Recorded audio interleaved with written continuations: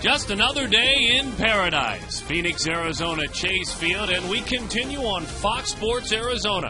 It's the Diamondbacks, Game 3 of a 3-game set against the Chicago Cubs. Glad to have you with us tonight.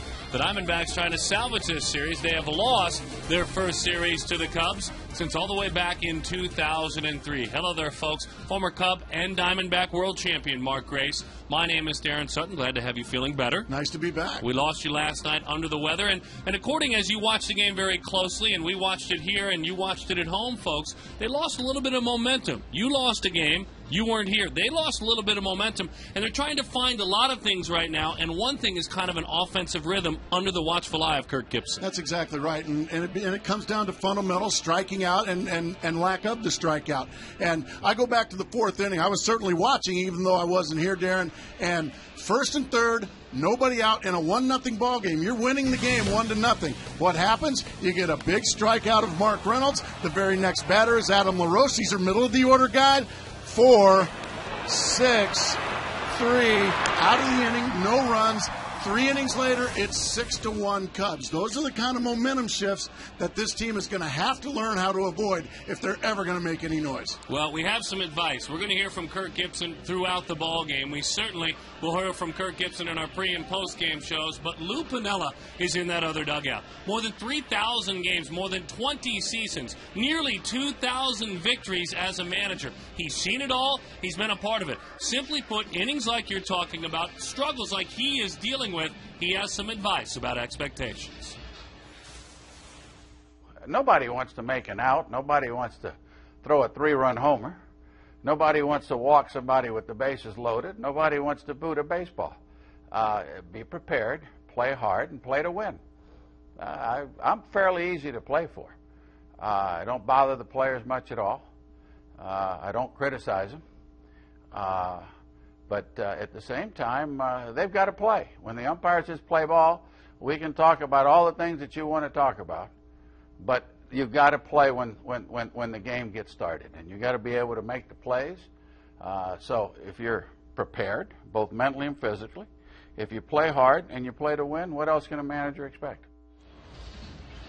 And in baseball terms, what he's saying is, if you're prepared to play, I don't care what you do off the field. I don't care what's going on at home. I don't care about anything else. As long as you're prepared to play and you give me results, you can play for me every single day. Now, when you are not putting the results on the field, now I'm going to have to look for somebody else to go out and do the job. It's that simple. He's an old school manager. Go out and play well for me, and you're going to be in there every game. And though Kirk Gibson only has 5 games under his belt, not 20-plus years, you're seeing the makings of that same philosophy in the dugout. So be on your toes if you wear red, no doubt about it. Where are we heading? Jody going downtown, road tripping, not too far, though, as Jody Jackson will bring a ride back to the ballpark. You won't believe it. Oh, the big yellow bus.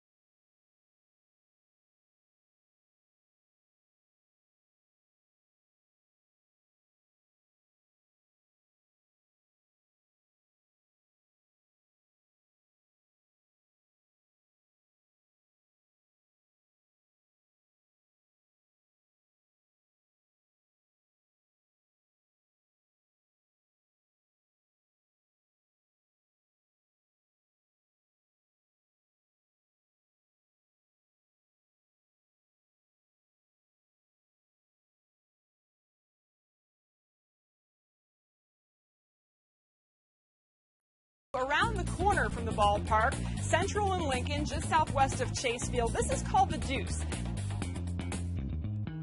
This was the old produce district in Phoenix, but it's also an area the police used to call the Deuce. It was all the sort of gritty produce district by day, but then flop houses, speakeasies, jazz clubs at night. Well, I know I want to try the food. CJ, orders up. CJ. This is all my wife's grandma's home-cooked recipes. And you have a retro kitchen. This is a 1965 streamlined trailer. We trucked it back here to Phoenix, gutted it, and turned it into the Deuce Kitchen. Everything is fresh squeezed. They're all the Prohibition-era drinks. Our screwdriver is organic prairie vodka, all fresh squeezed right in front of you. We serve them in these mason jars. R&R Surplus Store is your vintage clothing shop. Any kid that grew up in the 60s or 70s had an Army-Navy store in his neighborhood or an old sporting goods store, and so this is sort of like that. I could stay in here all day, but I do have to get over to the game, so I'm going to walk back to the ballpark, so thanks, Steve. Don't walk. We have Old School parked out in front. That's our vintage 1968 bus. This looks like quite the party bus, but we're taking it over to the ballpark, and we'll see you in just a bit. Diamondbacks and Cubs first pitch coming up. Darren Sutton, Mark Grace, we'll see you at the ballpark.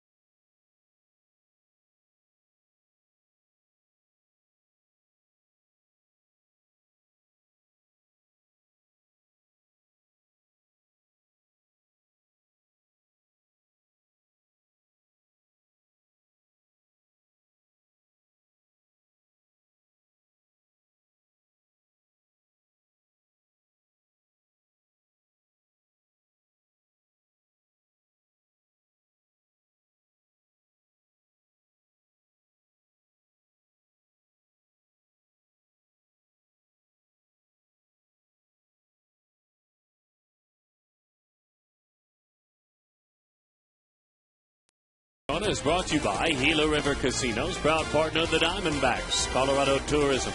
Start planning your Colorado summer adventure today at Colorado.com. Southwest Airlines. Visit Southwest.com. Grab your bag. It is on.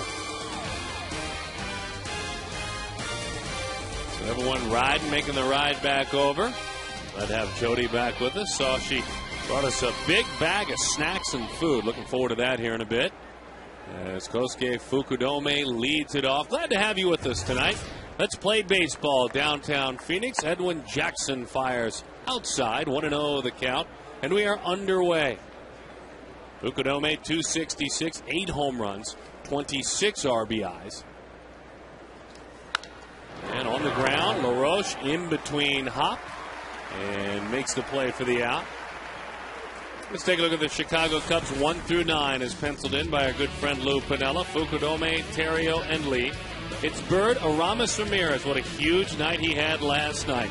Alfonso Soriano, Starlin Castro, Giovanni Soto, and Ryan Dempster. Handles the bat pretty well. Numbers delivered by the UPS store. 6 wins, 6 losses, a 4.74 ERA. One of the reasons that ERA, despite recent success, is pretty high and you can attribute it to these gentlemen, is he owes these Cubs. You see, these Cubs handed 8 earned runs to that ERA in 4 innings on a road trip back in May, and they beat him up pretty good. So Edwin, I would imagine, circled this date on the calendar when he found out he'd get another shot at Chicago. Yeah, that was probably the roughest road trip Edwin's ever had to deal with. Started in Colorado and got beat up pretty good, and then it finished in Chicago, and it was the way you talked about it. Edwin's line right at Justin Upton. 2 quick outs. Defensively for the Diamondbacks, let's take a look at how they work behind Edwin Jackson, who is this year more of a ground ball pitcher than ever. Parra, Young, the all-star, Upton. These guys busy when he's right. Reynolds, Drew, Johnson, LaRoche, and Miguel Montero. He has evolved, certainly. He still is a high fastball pitcher, but the ground ball rate's way up this year. Way above league average, way above his career average as he fires a strike. And you'll get ground balls if you live there. I think he also understands he's not pitching in Tiger Stadium anymore, which was one of the bigger ballparks in all of baseball. Now he's come to one of the more hitter-friendly. Slider, pretty good pitch, but it misses. 1-1 the count. Goes right back to it, doubles up on him. 1-2 the count to Derek Lee. That was a beautiful slider there. That one just buckled Derek Lee. Lee 2 for 5, a double, a run scored last night. Fastball went right after him, 96 miles an hour.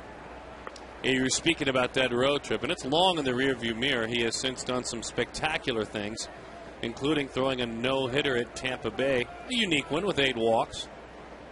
For that road trip, there were 18 earned runs allowed in 2 starts.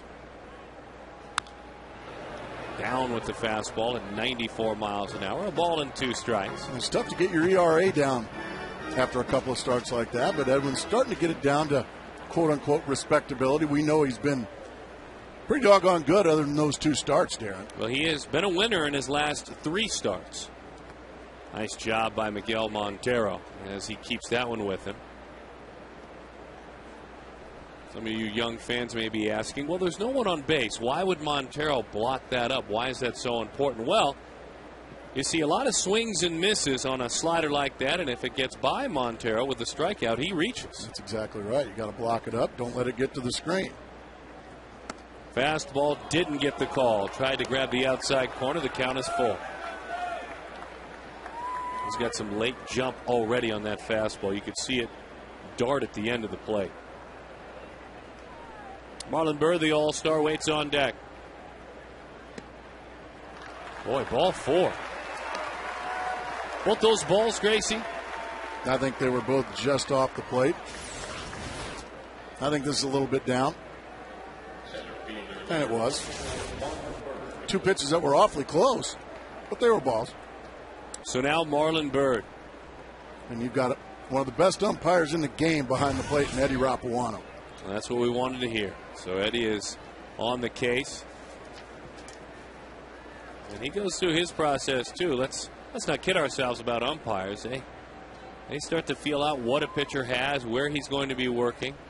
As that's a strike right at the knees. Just like hitters do, umpires, too, go through the feeling out period with a starting pitcher. Marlon quiet in this series. He is 0 for 5. Didn't get a start yesterday.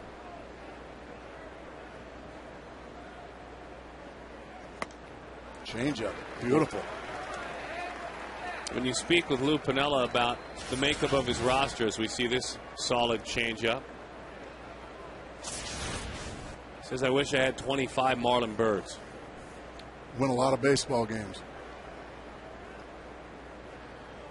And it's not just, there's Miggy again blocking it, this time with the runner out there. It's not just the numbers. He's had a nice year, but it's more than that, isn't it? Well, it's how he prepares. It's not just the 2.5 hours or 3 hours that the game's being played. It's also leading by example during your calisthenics. Practicing is just as hard as you play.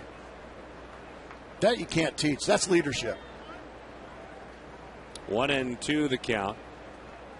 And it also helps that he's a very good player. You know, most of your leaders are guys that can play. The Phillies, the Nationals, the Rangers. The 1-2. That slider, a little bit up. Fouled right back to the screen. We'll do it again. That one he got away with a little bit. That one ended up about thigh high. Those are pretty good to hit. But they're not mistakes when you get away with them, Darren. And again, it was out. It was up, but it was out. Really where you get hurt with that one is if he hits it to right field. Let's watch Montero. He's coming in. Good sink on that fastball. Now, there are times, I think, as he continues to develop as a pitcher, where he will sacrifice 3 or 4 miles an hour for that. And there's nothing wrong with that. Oh, absolutely. If you ask me, movement is a lot more important than velocity. His double play rates are up, higher than they've ever been. He has been able to use the ground a lot with pitches like that. The 1-2. That was a changeup. Front side open up, and he leaves it up and in. Bird putting a pretty good at bat on him here. Already 19 pitches in this inning. I'm sorry. Now remember, a couple of starts ago, he threw 149 in that no-hitter. He threw 88 last time in beating the Dodgers in 5 innings. And the long at bat rolls on. Yeah, these are frustrating for a pitcher early in the game. You're throwing a lot of quality pitches. They're being spoiled. Derek Lee laid off a couple that were just off the plate.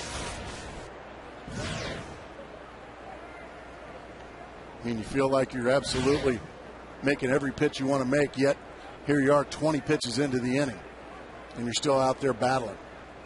Does he throw him a slider here? The 2-2. Well, fastball, ground ball. Billy Johnson is there to the bag and in time for the out. Well, he beat him, but Marlon Byrd took a little bit out of that gas tank.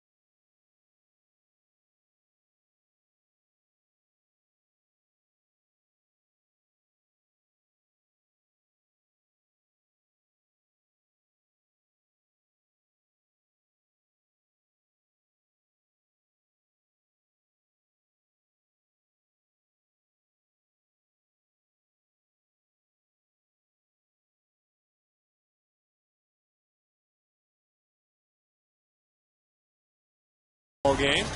The Cubs on top of the Diamondbacks. Chris Young ready to roll. 265, 15 homers, 57 batted in. Ryan Scott Dempster out of British Columbia, north of the border, a Texas Ranger high draft pick back in 1995, and he has been at it for a long, long time. And he fires a strike right down the middle. 0-1 the count to Chris Young. He's got 3 quality pitches, a fastball that he can command. He's got a very good slider and a very good changeup. Walked 5 in his last outing, and so the command dissipated for a bit. He's had high walk seasons, but this year is certainly not one of those seasons. See the strikeout to walk just fine, about 2 3/4 to 1.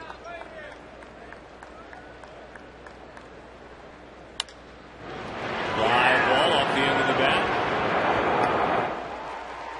changeup, and Young is erased. Let's take a look at the entire starting lineup.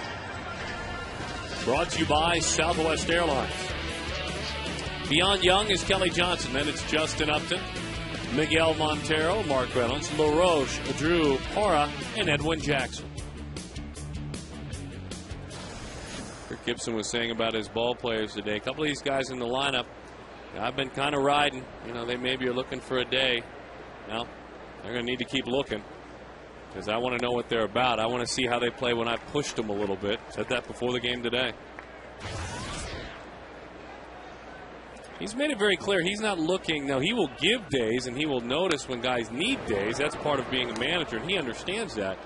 But he is also not seeking out players, and guys will not win favor if they seek him out for a day. He doesn't like that. Well, nor should they. It's Major League Baseball. You're supposed to want to be in there every day, aren't you? Look out. It's a good 0-2 pitch.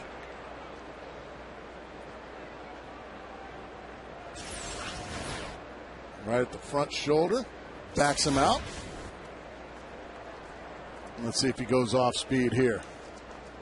Always wiggles that glove just out of deception as he grips the pitch. Fastball, strike 3. Defensively, let's take a look at the Chicago Cubs, and it's brought to you by Mercedes-Benz. Soriano, Bird, Fukudome, outfielder Ramos Ramirez, Starling Castro, Terrio and Gold Glover Derek Lee, Giovanni Soto, the catcher, working with Ryan Dempster.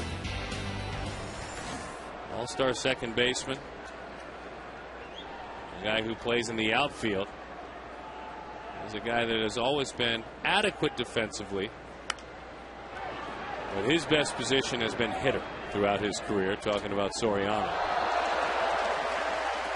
There's Justin Upton in the hole, no balls and 1 strike. Justin 2 for 14 on this homestand with 4 walks. Boy, had a pretty RBI last night. Fighting late in the ball game, pitch away, drove in a run. And one of those steps in the right direction that Kirk Gibson speaks of. Not only making the adjustment, but continuing to practice it and put it into play day after day. Another good block right there on a 2-strike pitch in the dirt that if it gets by and there's a swing and a miss, he's going to first base. So good block there by Soto.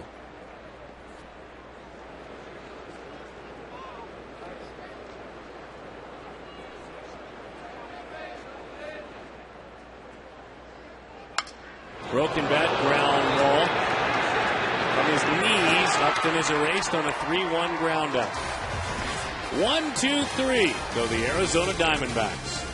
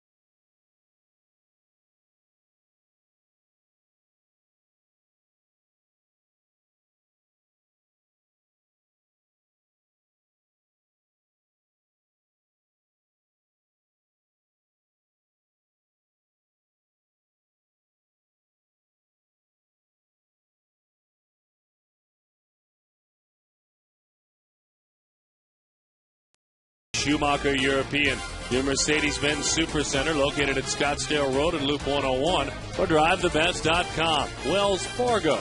Together we'll go far. Sanderson Ford, Arizona's largest Ford dealership. AAA. 1-800-INSURANCE to save money now. AAA, there when you need us most.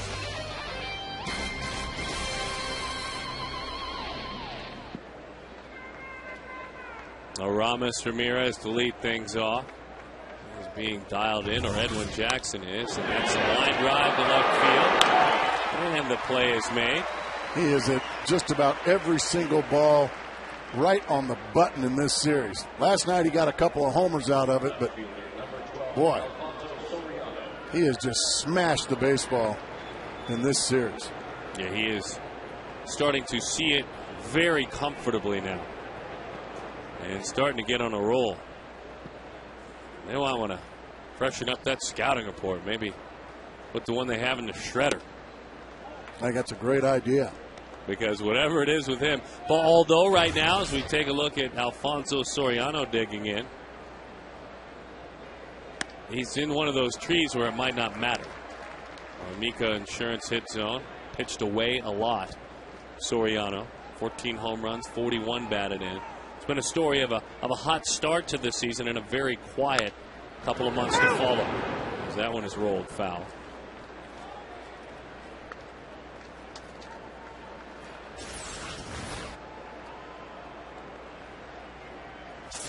Loves it down. Boy, he loves everything below those knees, and he has owned the Diamondbacks this year. Gas upstairs. So, low ball hitter. If you love it down, go at the letters. It also helps to have about 96 miles an hour. Boy, what a sequence he just put on Soriano. Right up at the letters, no chance. Good stuff. Young man Starlin Castro. Top of the second inning, scoreless ball game. Young Dominican shortstop rolling through a 4-game hitting streak. He is 2 for 8 in this series with a couple of triples of all things and a pair of RBIs. Home runs not his forte in the minor leagues, but extra base hits were. As that one bounces in there. Stayed above 300 a majority of his minor league career. Plays a flashy and very solid shortstop with 48 doubles and 18 triples in the minor leagues as well.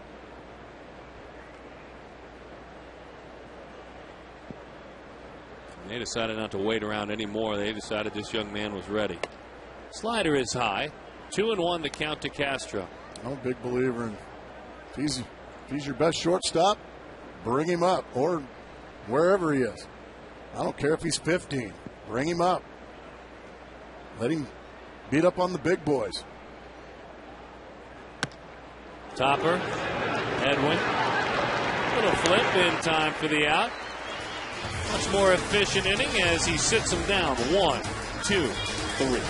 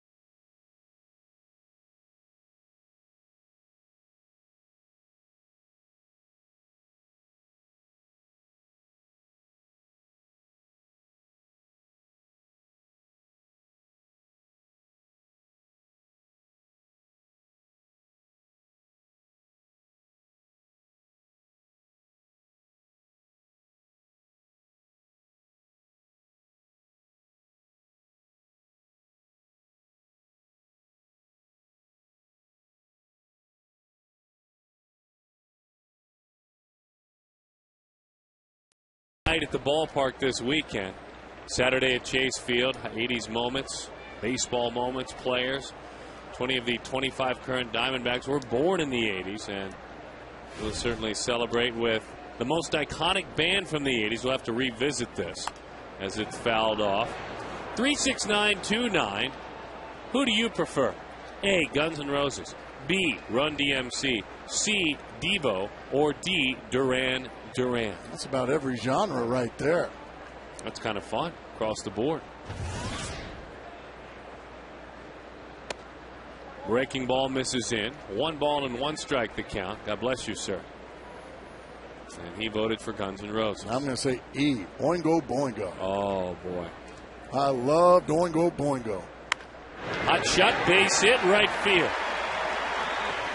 Miguel Montero, I would imagine, has never heard of the band, but Miguel with a hit raises that average up from 377. What a breath of fresh air he has been. He's more of a chacarron guy, but bang, right into right field it goes.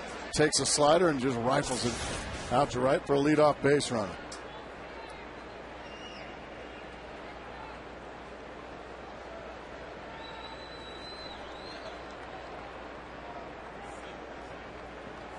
So the first hit of the ball game.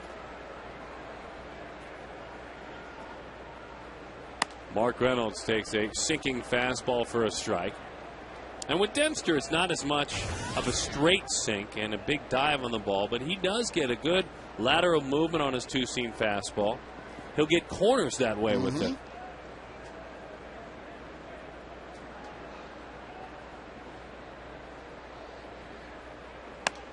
Like that. That's what we're talking about. That's outside. 1-1 the count. It's interesting. He has had a unique career, not quite as long and with as much success, but similar to that of Derek Lowe's.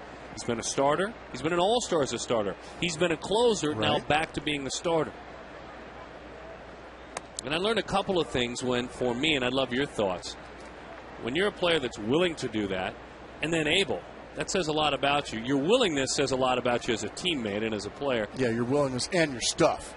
But those are two totally different kinds of pitchers, as we well know. And your mental toughness as well.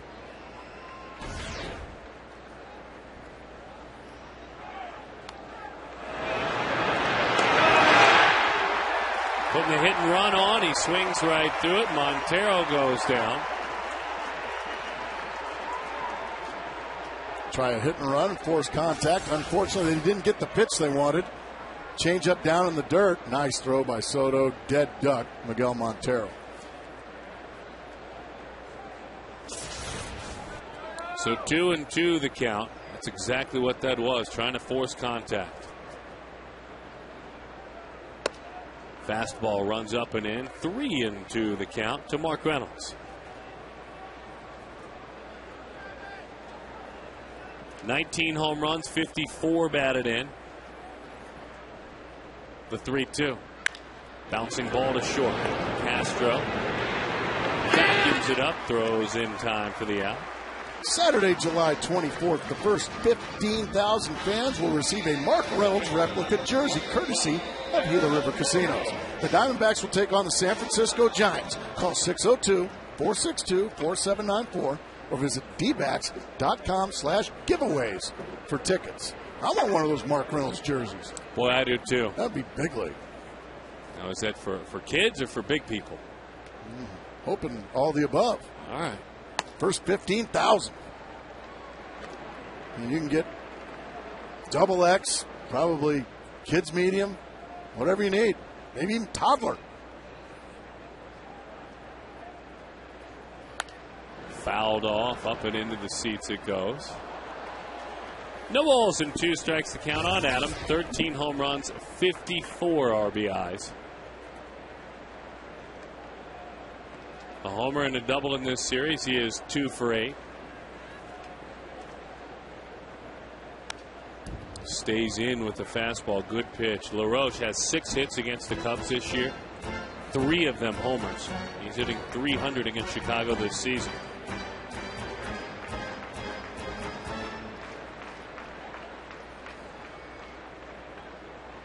Dempster spent some of his better seasons, as we mentioned, an all-star with Florida. His best season, though, was 2 years ago as a Cub. 17 wins at 2.96 ERA. Ground ball, base hit, center field.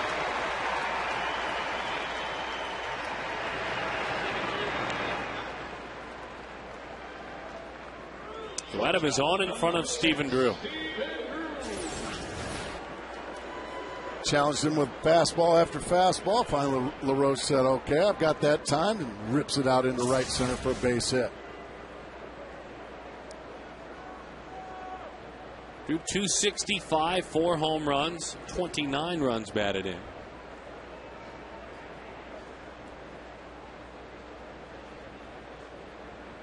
Stephen, a 290 career hitter against the Cubs. We watched him last night. He just seemed, it's funny, we were talking about Matt Kemp trying to do this. Stephen just seemed bound and determined to go the other way last night. Wasn't able to drive it quite as much as Matt Kemp was, to be fair. But he seemed that was the approach he was just going to take no matter what. It's tough to be as strong the other way as Matt Kemp. Got himself a sac fly out of one of them. Just 2 for 11 on this homestand with an RBI, a walk, and that sac fly we mentioned.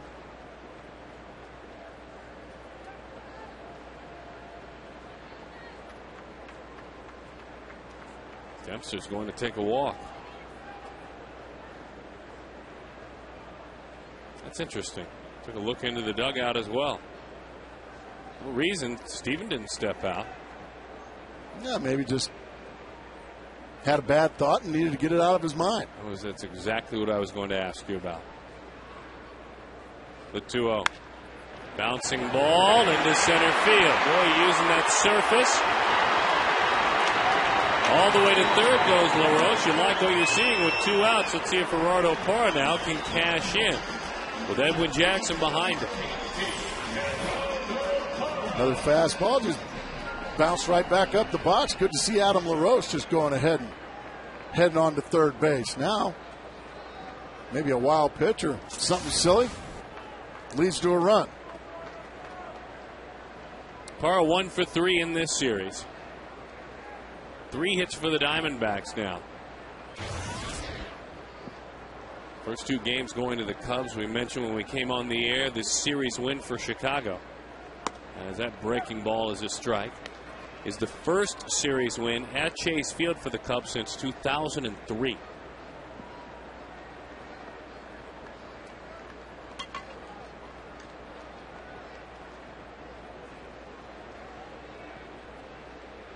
Loads up that back leg.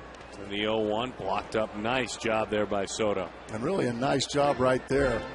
I don't know if he meant to or not, but Stephen Drew staying put. By staying put, he stays on first base, and that forces Dempster to have to pitch to Parra. If you take second base right there, that leaves a base open, and now you just intentionally walk Parra to pitch to Edwin Jackson. So right now, anything, even if you know you can make it on a ball in the dirt to second base, just go ahead and stay put and keep that hole open for Gerardo Parra. 1-2 the count. Picked on the Does that make sense what I'm saying? Sure, it makes all the sense in the world.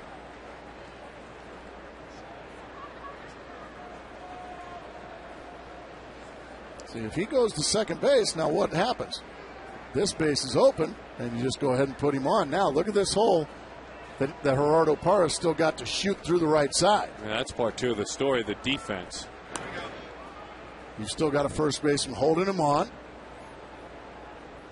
And even a ground ball that's not hit all that hard, if it's hit in the right spot, it's going to get through.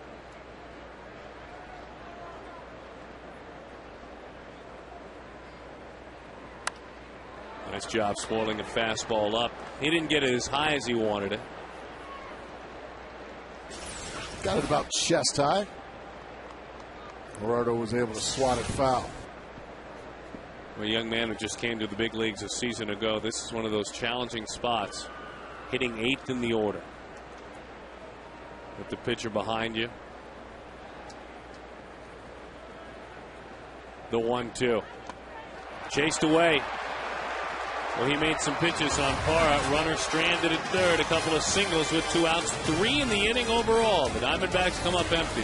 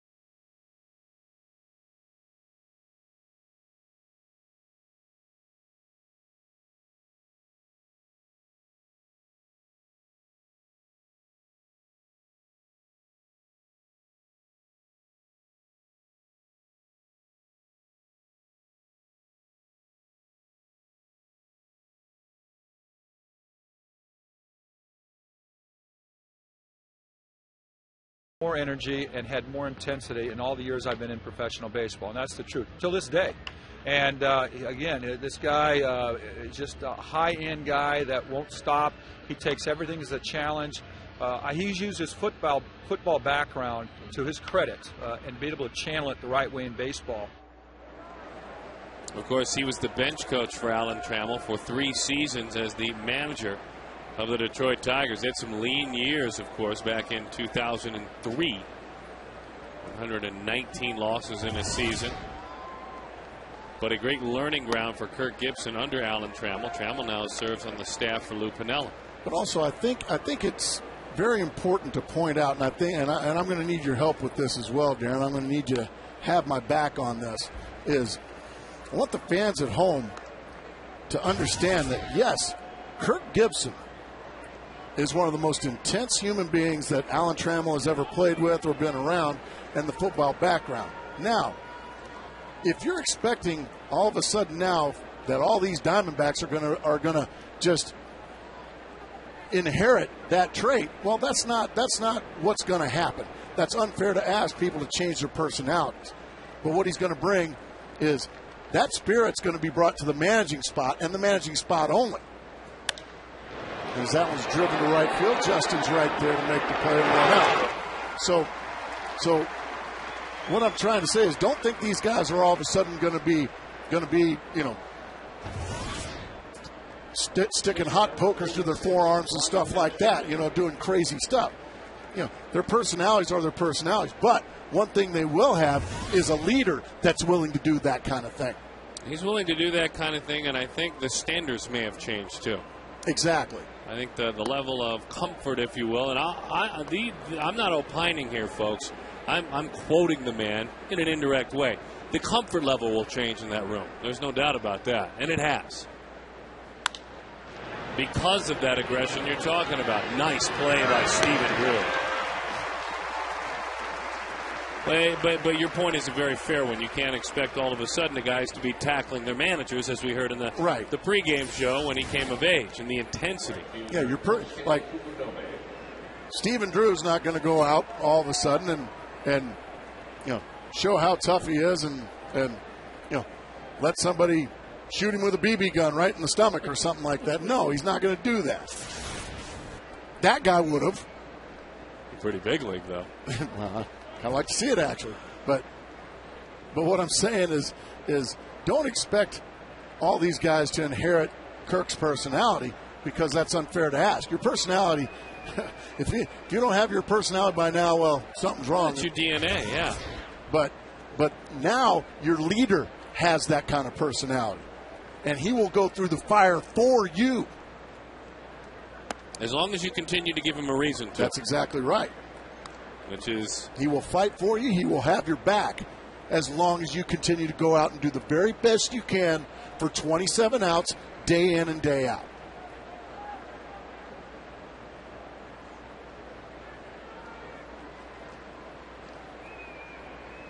Pitch is low. He said, look, just because he wanted to make a change, he talked about it before the game, he said it doesn't happen overnight. If you're looking for that from people, success isn't guaranteed just because you're working on it. And adjustments don't have them just because you're working on it, as that's a strike. He said, I have to stick with these guys and to help them each day to enforce the process of working on change. Enforce. Absolutely. Wrote the word down. The 3-1. Inside, ball 4.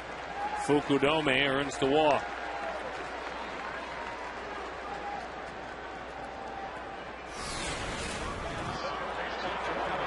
This is Kirk Gibson tagging. That's Pat Borders.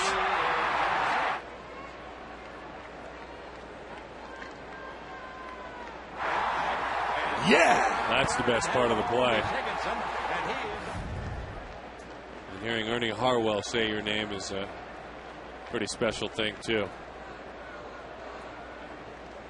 Ryan Terrio, there's a strike. Now, can you expect that from Adam LaRoche? Probably not. Probably not. Maybe running over, but not going, yeah. No, you're not going to see that from those guys because it's just not his personality.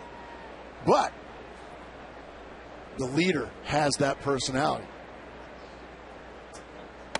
Pitches inside. 1-1 the count to Terrio. And when your leader has that personality, well, now you've got a guy that will fight for you. Now you've got a guy, not that AJ didn't fight for his guys. Of course he fought for his guys. It's just a whole different personality in the dugout now. Does that make sense? Absolutely. That part of the zone hasn't existed, so he has been consistent. Good umpire, as you mentioned, Ed Rapuano.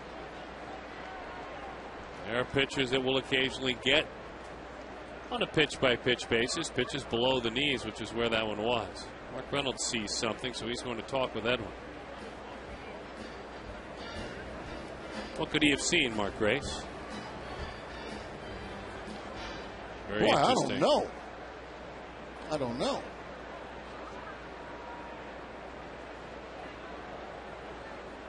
Nothing wrong with that. Reynolds doesn't spend that chip very often. Might have said, hey, he's looking fastball, throw him something else. Yeah, again, Reynolds. That's a guess. Yeah, I mean, Reynolds. I've never seen Mark Reynolds do that. No, Troy Tulowitzki, great ball player with Colorado, does it quite a bit. You know, every other game or so he comes in with the thought for the pitcher. And that's fine. That's Troy Tulowitzki, but I haven't seen Mark do that. That might be something we might have to ask him tomorrow. The 2-2, runner goes, ground ball, right side, the rush, nice play. To the bag and in time for the out. And Terrio, a couple of walks issued by Jackson, but they've gone nowhere. Scoreless ball game.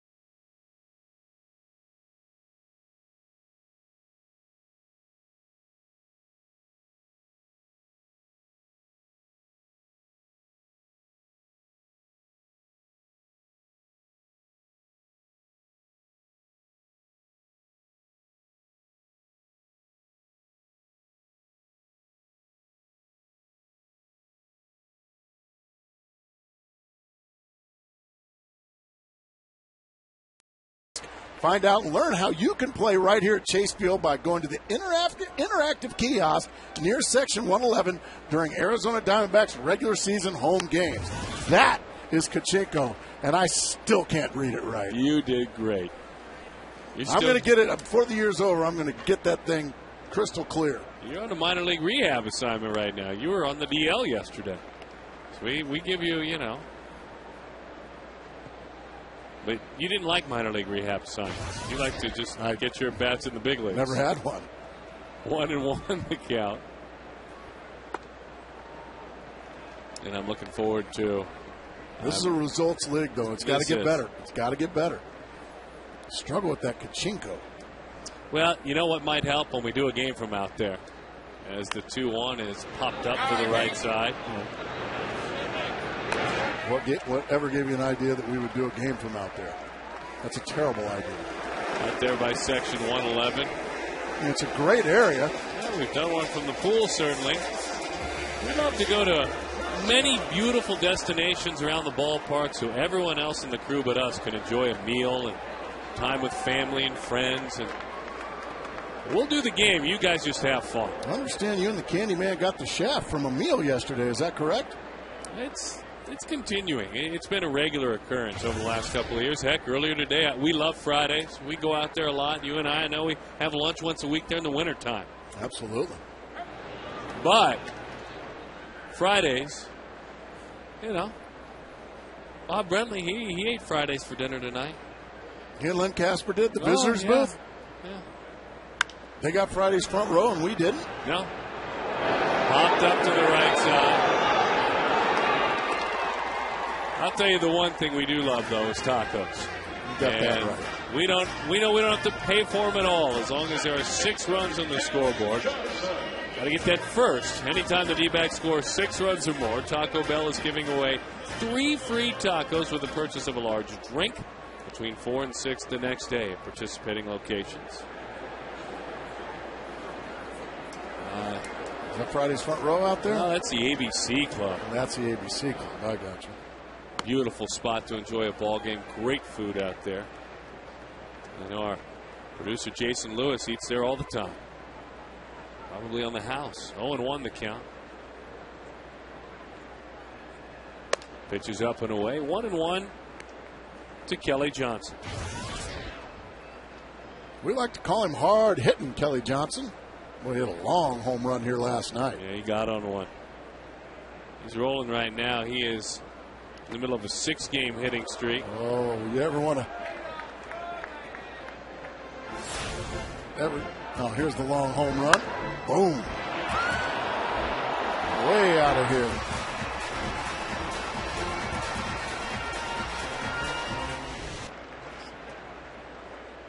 Pitched away quite a bit. Amica Insurance hit zone.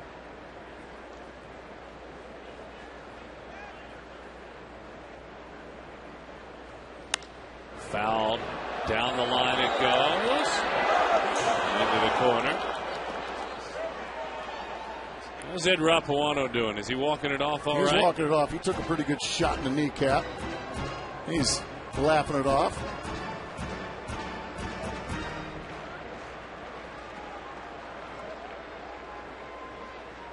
Good Italian Connecticut boy.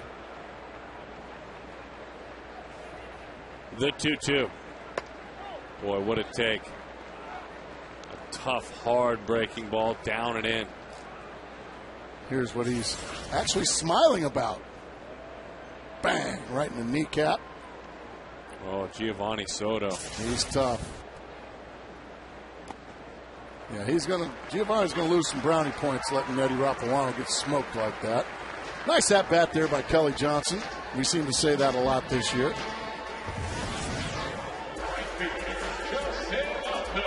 Earns himself a walk. He has walked 48 times this year. That's a higher total than anyone in the Diamondbacks starting lineup tonight.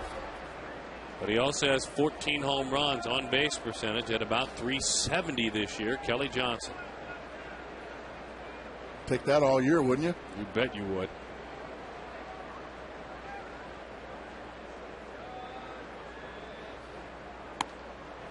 Strike over the outside corner to Justin Upton.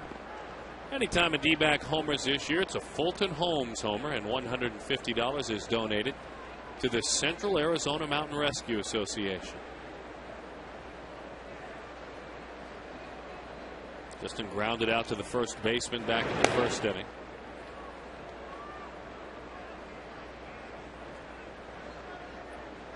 Dempster this year has been a little bit easier to run on, but throughout his career has done a nice job holding runners. He is on the mound. 37% have been thrown out. That's well above league average. Now he's blocking it up. Thanks a lot, says Rapuano. Beautifully done there. Eddie saying I needed that with my knee hanging out there. Got a half-effort backhand over there. 1-1 the count. He's still rubbing it a little bit.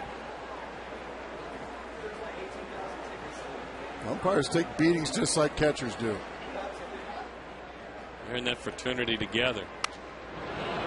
Pitch off speed that Upton opened up on early and pops it into the upper deck. Bounces down to the second deck, bounces down almost back onto the field. Upton opened upper? That's tough to say. That was very well done.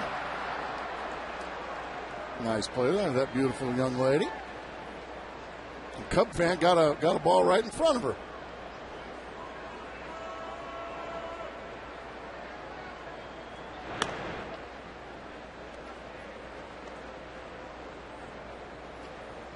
One and two the count. These Cubs and Diamondbacks, I know when they met up a couple of times in spring training, hope springs eternal. You're very excited. You can't wait till they come back in July.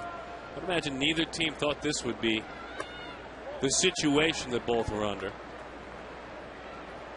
And I would imagine no one in the world would have predicted that Lou Piniella would be managing against Kirk Gibson. Well, at least you didn't hope it would happen if you're a Diamondback fan. Maybe you did, I don't know, but here it is. Justin Upton, another great two-strike approach. Now, this is 2 nights in a row now. He drove in a run late last night with a pitch away. And now tonight, not trying to do too much. He's starting to reap the benefits with 2 strikes of hanging around. You know, watching the game last night, Tom Candiotti did a fine job. But I heard you guys talking about Matt Williams talking to the team, and sometimes you got to take the onesie.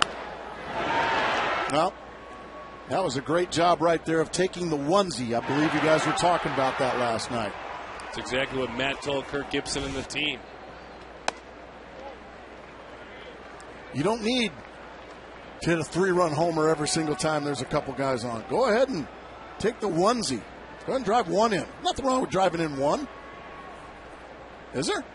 There's nothing wrong with it at all, and I think the temptation for such a powerful, young, gifted hitter with 2 outs is to think, all right, I'm going to hit one out of here, get us a couple of runs. Well, how about just another hit? Well, how about the fact that these pitchers are the best in the world? They're not always going to give you a home run ball every at-bat. I learned a long time ago, Rick Sutcliffe taught me my rookie year. These are the best pitchers in the world. They're not always going to give you a fat pitch to hit. Take what they give you. Take what they give you. Sometimes you just got to go the other way and hit a single.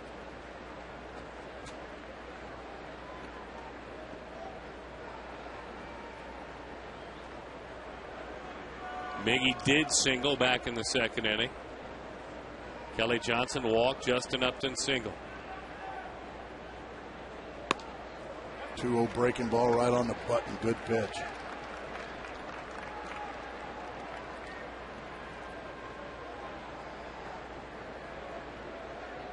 Mark Reynolds waits on deck.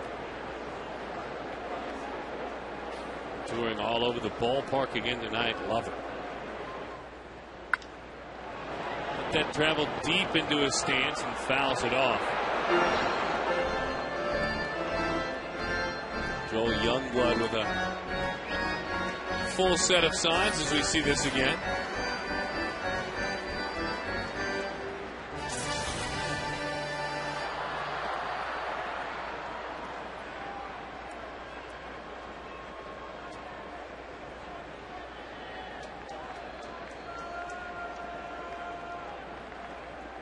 Two and two the count.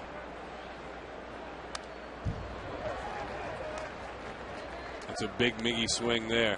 A little bit too tall for Miggy there. He likes the ball down. Like a lot of left-handed hitters, like the ball down around the knees. Why don't you go let her high for Miguel? Not like Mark Reynolds. That's a little too tall for him. He loves it at the knees, doesn't he? Oh, man. Can't throw it low enough for Mark Reynolds. 2 and two the count.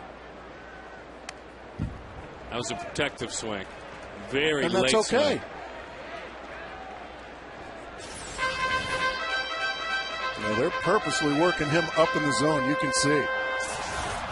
See that bottom part of the zone, that bottom little quadrant, down and away. Nothing there. Nothing. That's exactly right. Remember, Rodrigo Lopez was talking to us about he was purposely working up in Tampa earlier this year when he got a win.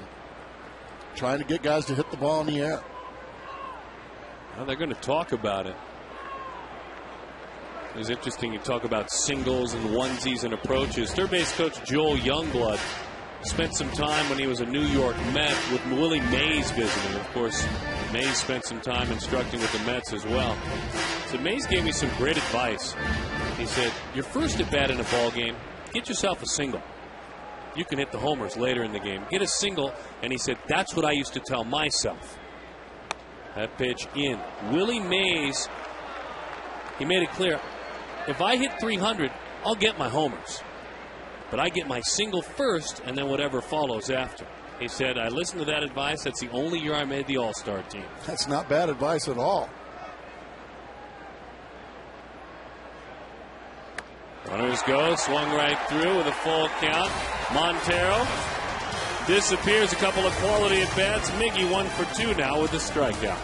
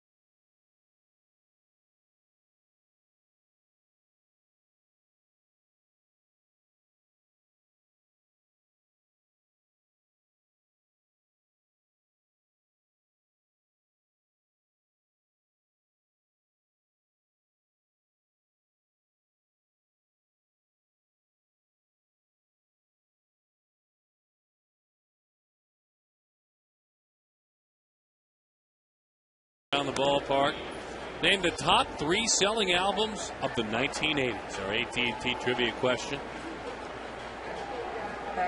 Leading up, of course, to 80s night. There's somebody chiming in the background, Back in Black by AC/DC. Well, that might have to be, that would certainly have to be one of them, yeah. Where'd that come from? Derek Lee to lead it off. Back there in the back. Breaking ball is in. Appetite for Destruction by Guns N' Roses. That was 4th, I understand. Because that one sold a bunch. How about the Thriller album? Michael Jackson.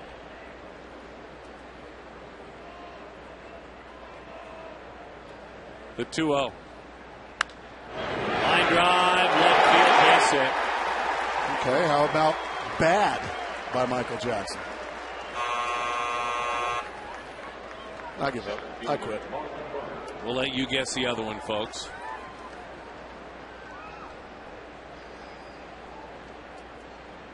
Yeah, up in the ABC club.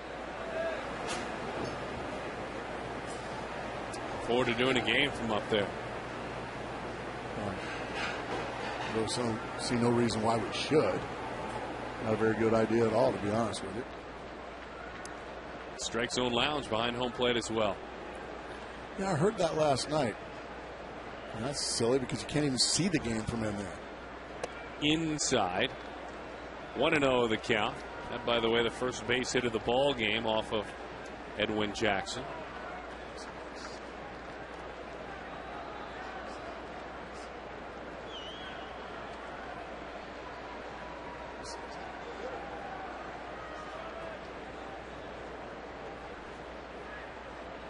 The 1-0.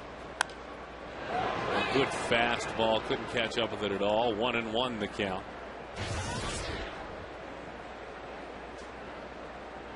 Jackson, 26 years old, and that's the interesting thing about a young man that's made 127 major league starts.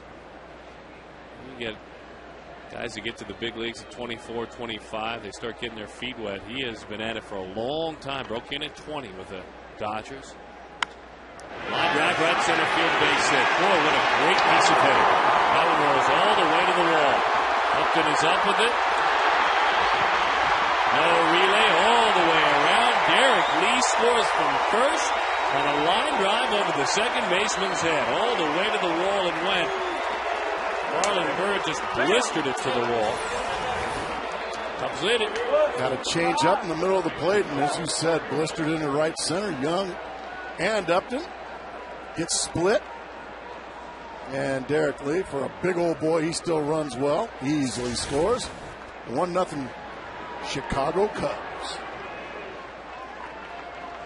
Look out for this man, Aramis Ramirez. A couple of long balls last night. He's been finding himself very comfortable in the batter's box after having a horrible start to the season. As we were saying, base hit left field. He's just hacking. That was a slider. He got a lot of home plate. Runners are on first and third. No sense waiting around. You get a first pitch strike. Wham! Out into left it goes. Chicago Cubs trying to throw a big number on the board here in the top of the fourth inning.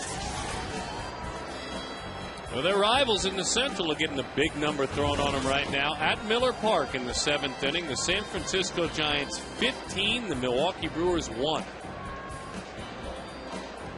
It is a tough night if you're a Brewers pitcher. Who is the blowtorch that took the mound for the Brewers tonight? I guess I'm going to have to back off my thoughts that Milwaukee would make a run. Yeah, I don't know why you thought that, because their pitching's terrible. Chris Narveson went 3 1/3 and gave up 10 runs. Ouch! Chris Capuano worked behind him, gave up a run. Todd Coffey, good friend of this show, went an inning, gave up 4 runs. Oh, boy. We like Todd Coffey. We a do. lot. Yeah, I would imagine 15 runs should be enough for Tim Lincecum. Yeah, that's the other side of the story. He's still pitching. He's very comfortable.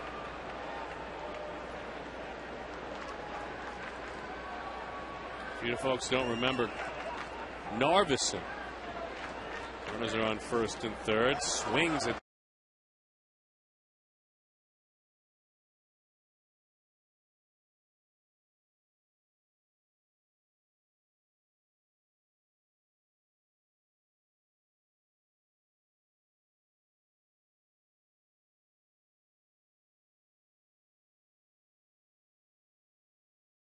Might argue with this guy. He's had a terrific career.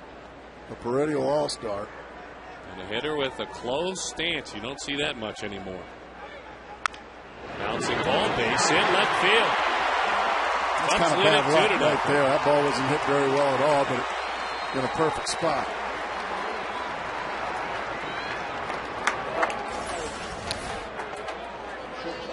Down in the middle of the zone. On 3 hops, it gets through the infield. Unfortunately for Edwin Jackson and the Diamondbacks. Sometimes you make the pitches you want, you get the result you want, but it's just right in the perfect spot. Now Edwin going to have to do some fancy dancing here. 2 runs across already, 2 on. Still nobody out here in the fourth.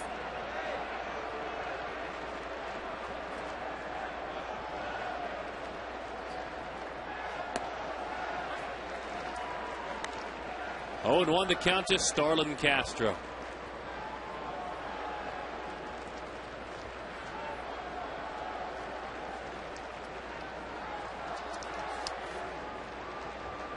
Infield, double play depth, outfield, straight up.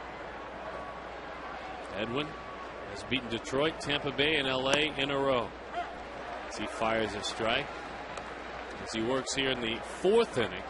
57 pitches for the right-hander.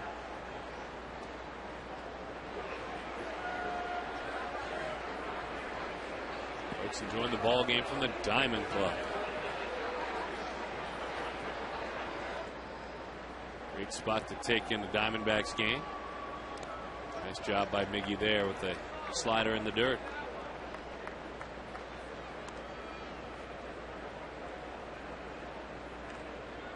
Anyway, Chris Narveson, a tough day as San Francisco takes him apart. Lincecum will win that one. Narveson earlier this year beat the Diamondbacks, struck out 8 in 5 2/3 innings. A lot of guys have gotten their season high in strikeouts this year against these guys. 1-2. Bouncing ball, foul ball. I want to remind everyone that if you or someone you know between the ages of 10 and 14 would love to spend time in the booth with us, just come out this Saturday and shoot your video audition for the Fox Sports Arizona Sanderson Ford Lincoln Mercury Kidcaster. Be at the Chase Field Plaza from 3 to 5 just before the Diamondbacks game against the Florida Marlins.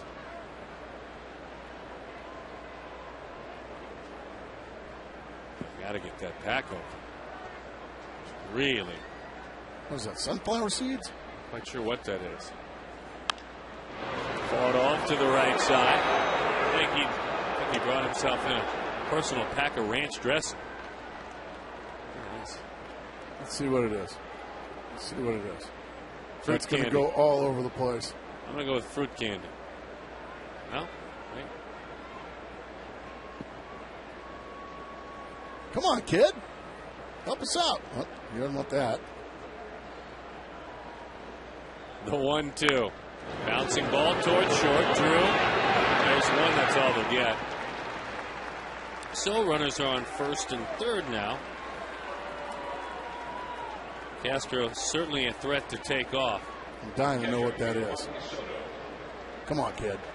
He may, his dad had a burrito. It may be some sour cream to go on. No, no. Something for the pizza. That is Like ranch a on cheese pizza. That is ranch on pizza. Can you please turn that off, please? Can we put the camera? Thank you. You know, I knew what that was. Woo! My beautiful 8-year-old daughter loves ranch dressing on everything, and I've never seen her put it on pizza. But what doesn't go with ranch dressing, folks? Runners on first and third. I know you're going to say pizza, Gracie. Pizza. I love ranch dressing. But I'm not putting it on my za. Yeah, I guess you can't knock it till you try it, right? And please don't let your daughter do that, Darren. Yeah, happy. Yeah, See, buttermilk. 1-0 the count. I had to ask, didn't I? That looks great. Not at the ballpark enjoying what you want to eat. I'm glad you're at the yard, young man. Blech. The 1-0. 1-1 the count with a breaking ball. 2 runs, 4 hits, and no errors for the Cubs. They have stranded 2. Scoreless on the other side for Arizona. They have 4 hits and no errors, and they have stranded 4. Edwin has a great double play candidate in Soto. He's rolled into 4 this year. See if he can get out of this inning. Aired back, missed in. 2-1 the count. Good try right there by Edwin. Just missed a shade inside. If you can get Soto to hit it on the ground somewhere. He is slow of foot. He's easy to double up. Ground balls have had eyes this inning, unfortunately for Edwin. Nothing doing on a bluff. You were talking about it earlier, those double plays. He's rolled up 13 of them this year.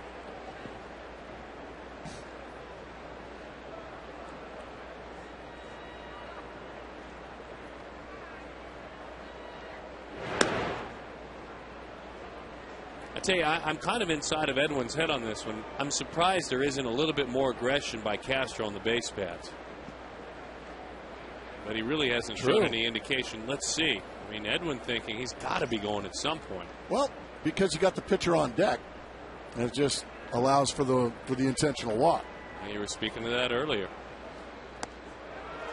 Good breaking ball there, one of the better ones of the day. from Edwin Jackson.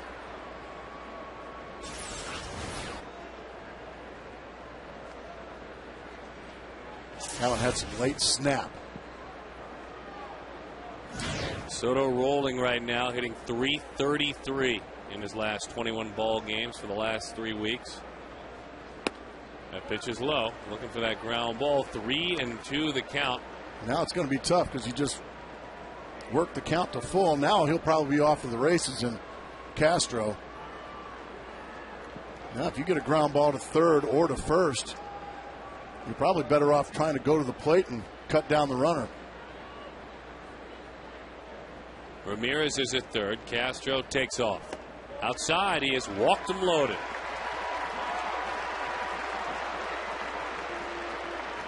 So Edwin with a walk in the first. Then in the second inning, it was clean. A walk in the third, but this fourth, he has definitely run into some potholes on the road. Dempster handles the bat pretty well. This year, 5 of 31. He's got a double. It's a very good bunter. That doesn't call for it now. You usually don't see a squeeze play with the bases loaded because there's still a force at the plate. Absolutely. Yeah, just take a flip and step on the plate. Come in a few steps in the middle of the infield as the pitch is a strike over the outside. 0-1 the count.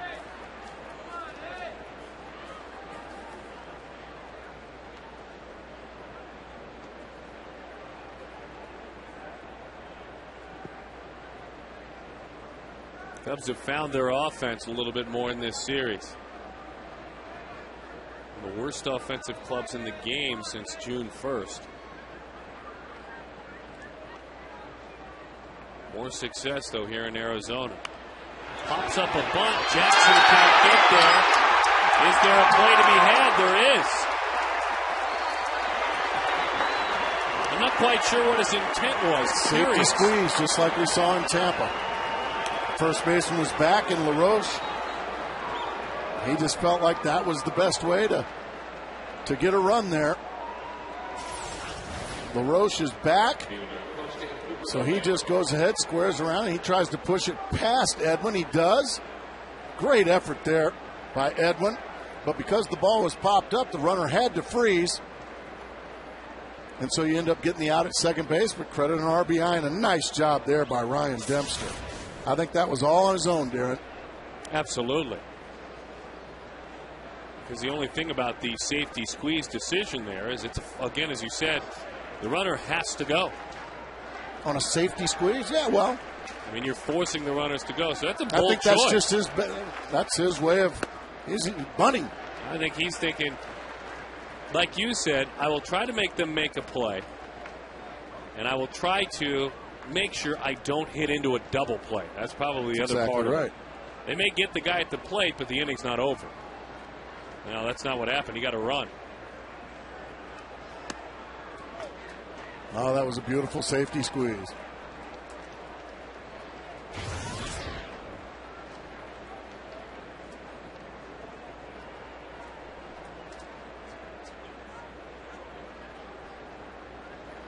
One and one the count.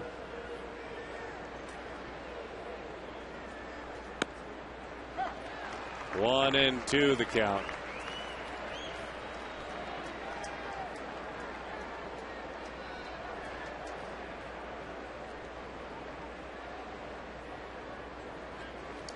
We were talking about the Cubs seeking offense and not finding it very often. Arizona's been a nice match for them, though. A little topper right off the plate. Fewer than one home run knocked out against everyone else in the big leagues. But I'll tell you, in their 6 games against the Diamondbacks, they have managed to reach the bleachers quite a bit.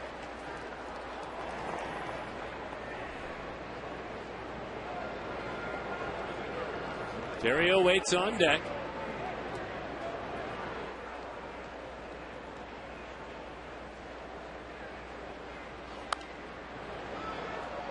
By the way,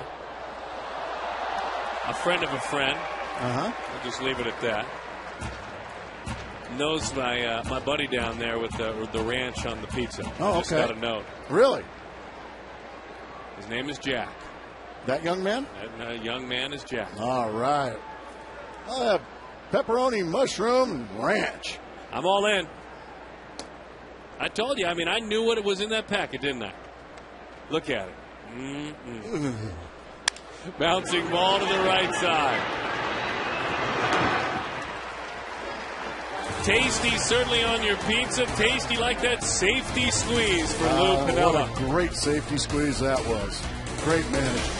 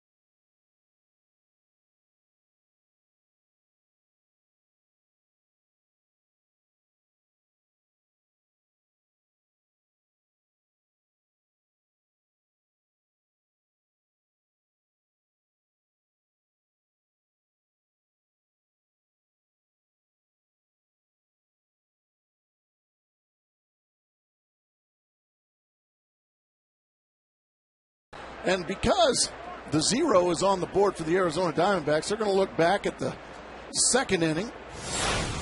Some missed opportunities. We talked about that coming on. That's a strikeout with the bases, with no runs on 3 hits in that inning. And then first and third in the third inning, a big strikeout. So they've left 4 base runners in the first 3 innings. And Ryan Dempster just pitching out of trouble. So time to get something rolling. And this will get it started. All the way to the wall, Mark Reynolds. Trucking on around, a leadoff double.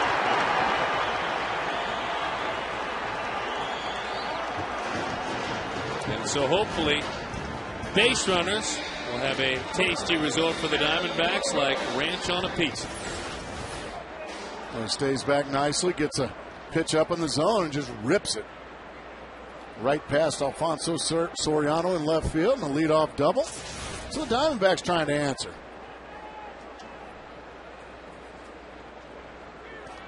Adam LaRoche. Bouncing ball, trying to move him to third and maybe pick up an RBI as well. 0-1 the count to Adam. You still got a lot of ball game left. You can try to go one at a time here if you're the Arizona Diamondbacks. If you're Adam LaRoche, by the end of your at bat, at worst, you want to have Mark Reynolds on third and 1 out. At worst. Now, sure, you'll take another ball in the gap and trade places with him and be on second with a run across. But at the end of this at bat, the worst thing you want is Reynolds on third and 1 out. Well, I tell you, little things that go into a ball game that never show up on a box score that you'll read about tomorrow, if in fact there is a run. It won't be written about in the article, but part of reshaping your identity as a team, getting runs, manufacturing runs, productive outs. We've talked about that a lot. This Arizona club, this season anyway, has been one of the least effective teams in all of baseball with productive outs, moving that runner over. Less than 2 outs, get that runner over to third. That's a productive out. And that's something Kirk Gibson desperately believes in. 1 ball and 2 strikes to count.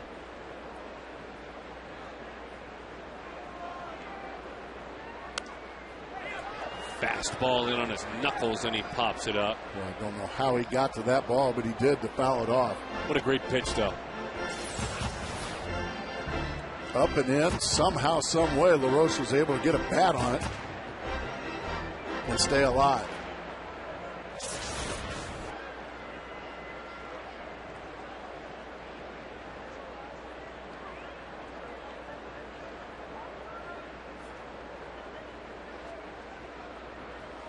The 1-2.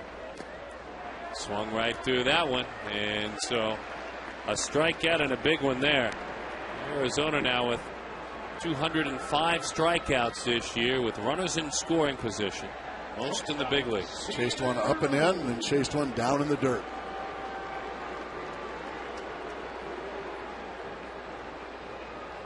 Well, I want to thank the good folks from Fridays. Yes, we do. They sent us over basically every dessert they have. Now they heard we were a little jealous of Bob Brenly, World Series champion manager, might we add. As that one hits Steven. Got him right in the hip area there. So there you go, another base runner.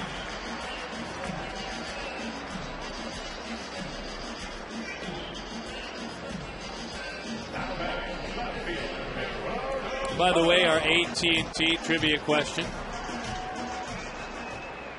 Name the top 3 selling albums of the 80s. Oh, Springsteen, why not? Born in the USA.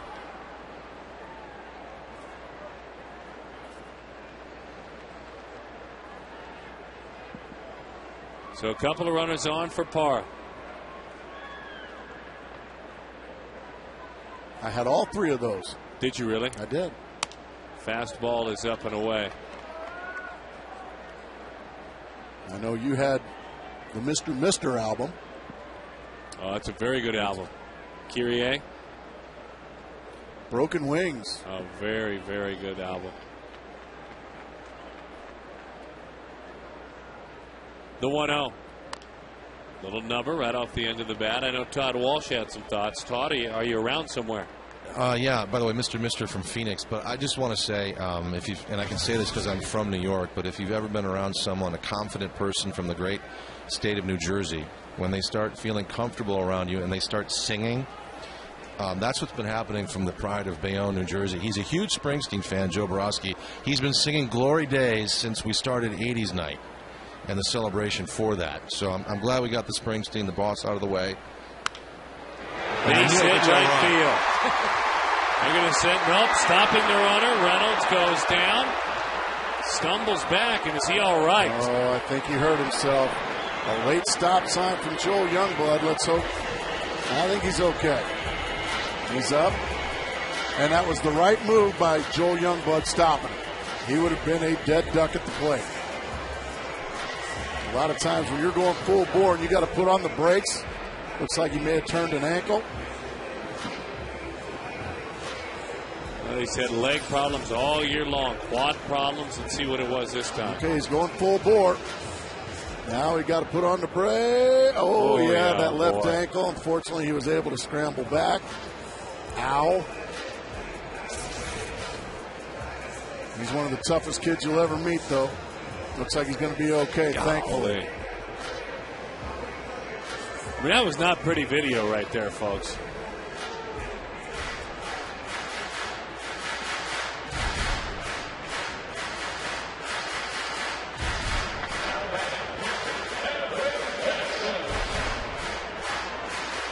Edwin Jackson now, the pitcher hitting.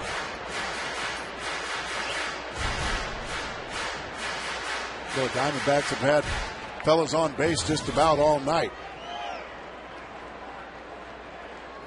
In the second inning, they didn't score on 3 hits. In the third inning, they had first and third. Now bases loaded here in the fourth. Oh, boy. Well, he really framed that in, didn't he, Giovanni Soto? Dempster in this situation a half inning ago squared and dropped down a bunt. Popped up a bunt. Not a bad idea for a safety squeeze here.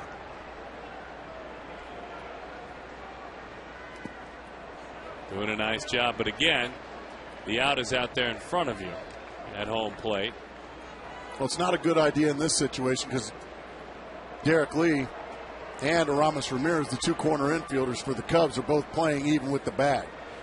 The reason it worked well for the Cubs is because LaRoche was playing regular depth. LaRoche was playing back there. That's why it was easy to do. The 1-1.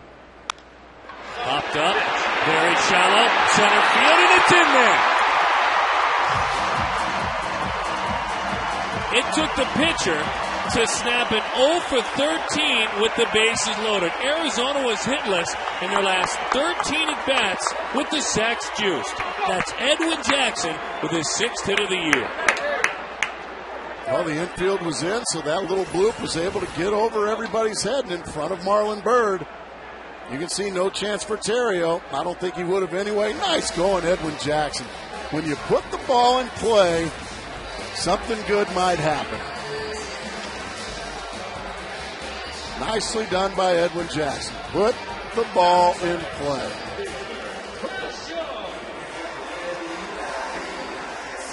Now that turns the lineup over. Now a big inning possibility here for the Diamondbacks.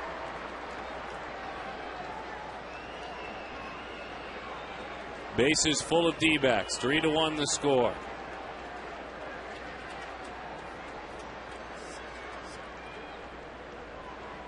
Oh, my. There's a little bow tie from Ryan Dempster. Man.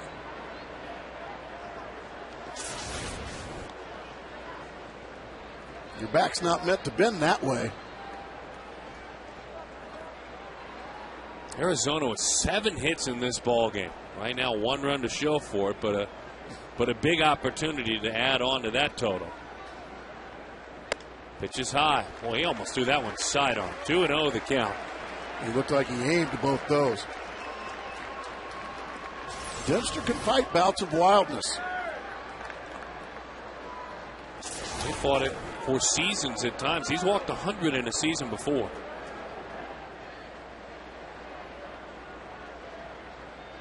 And he walked 5 in his last outing. That was the big bugaboo. Only 2 hits allowed.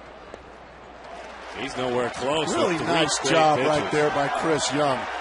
Not just sitting on a fastball and hacking at the first thing you see. It was a slider, and it was a pretty good one that a lot of times gets swing and misses if you're undisciplined. Right there, Chris showed a lot of discipline. All right, Mr. Partner, do you give your all-star the green light right here? No.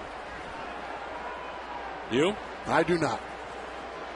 If the guy's going to be wild, let him be wild. He's got the green light. He's got a base hit. 1 run is in.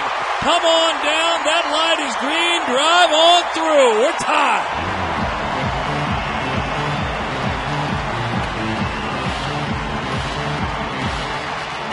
That brand new skipper down there said, go ahead, drive in a couple of runs, if you like it. Gibby is, if he's anything, he ain't by the book. Breaks his back just over the head of Aramis Ramirez. Scoring easily. Drew and Parra. So the Diamondbacks answer with a field goal of their own. Attaboy, Gibby. Whoever wrote that book, Kirk Gibson didn't read it. Just keeping to put the pressure on his players. That doesn't mean you have to swing. Just keep getting better and better. The pressure is on. The expectations are higher. Love watching the reaction. Come on, I need some running. Let's go. Get on in there.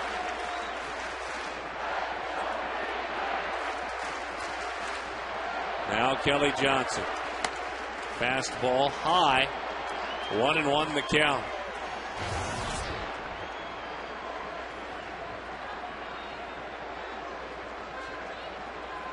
The Cubs played at 3. The Diamondbacks have answered right back. That's the other part of the story that you love. Absolutely. He is missing quite a bit. And the one time he threw a strike, Lou's pitcher had it turned around and base it into left. And left-hander Russell Warms in the pen.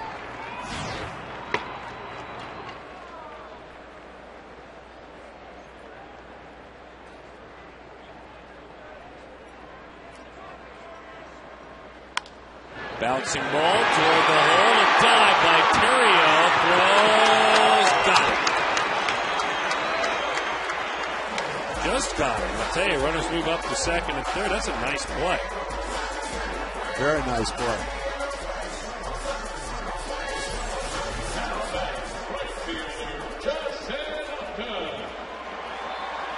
And Lee, of course, the Gold Glover with the dig. They saved a run.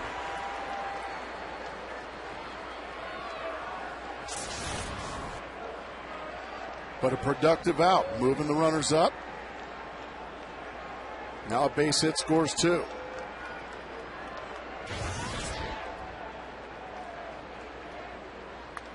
Ooh, boy, he had a big rip. 0-1 the count to Justin Upton. With 2 strikes, singled in the 3rd inning. Rounded out to first in the 1st inning. Justin with 40 runs batted in. There's 2 of them waiting.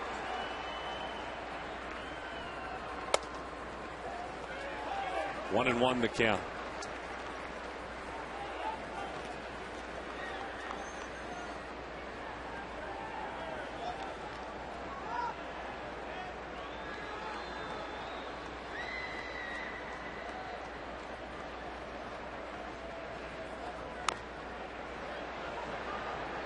One ball and 2 strikes. Montero waits on deck. Mark Reynolds doubled to start the inning. LaRoche struck out. Reynolds was still there. Drew was hit by a pitch. Runners on first and second. Parra singled, bases loaded. And Edwin Jackson got things going, got the rally going. Diamondbacks at that point were 0 for the last 13 with the bases loaded. Now you're just looking for that onesie. Bouncing ball, look out, Edwin. Oh, you don't want to hit Edwin. He just missed his buddy Edwin Jackson with that bullet down the line. Thank goodness that pitcher's an athlete.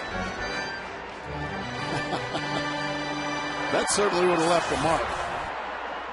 And you're right, he is a very good athlete. Helping himself with the bat. Upton steps out.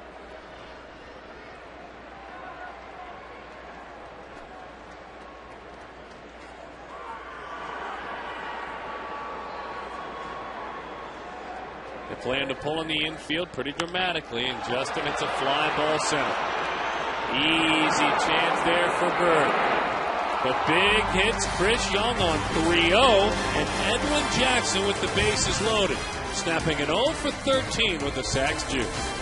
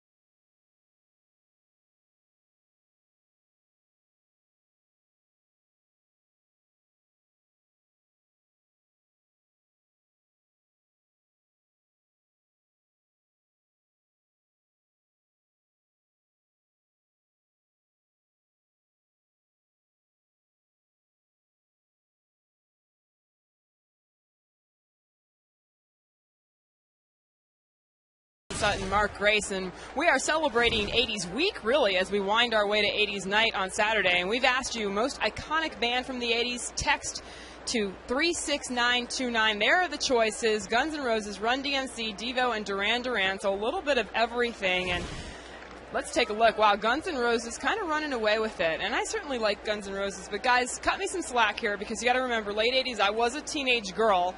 So, I mean, Go-Go's, there was some Duran Duran that I liked there. But maybe, it's kind of the girly band, the Bangles. Bangles, sure. Waitresses. I have a different perspective, I guess. I remember hitting the old cassette recorder on the top 40 on Sunday mornings and recording my favorite songs. Base hit into left field, Ryan Theriot. Very good stuff. Well, it's clearly Devo. I mean, can't quite understand what anybody else is thinking. Devo's just come out with a new album. So, well, that's true. Vote for Devo. No, Darren voted for Kaja Gugu. Oh, my gosh. Iconic. I don't know if that would describe Kaja Gugu. One-hit wonders. Well, sure. And Aha. Aha's pretty big league now. The sun always shines on TV. Aha. Aha. That basically is our motto every day. The sun always shines on TV. So far, I'm going to have to agree with the fans. Just for my money. Devo. Oh, I love when they bring back big hair.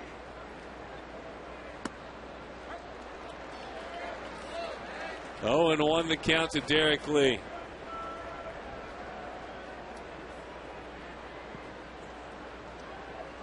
Theriot's 1 for 3. Lee, by the way, a walk, single, and a run scored. Of course, 80s night at the ballpark this Saturday night. As that pitch is in. 80s Palooza continues this week on Fox Sports Arizona.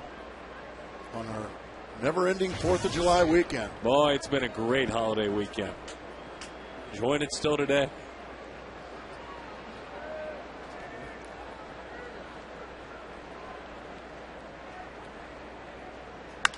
Bounce. Oh, boy. They're going to get one out of this, but let's hope Edwin's okay. He says, give me the ball, I'm fine. He ain't going to rub it. Yeah, he ain't going to rub it. No. Not a boy, Edwin. See where it got him. Hopefully in a fleshy spot. Looks like the calf, maybe knee area. If it was the knee, he'd be limping pretty good right now.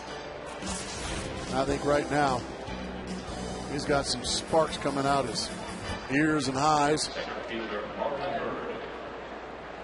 Score that 1-3, folks. 1-3, that's right. That got him somewhere in the side area of the knee. You hope. We hope.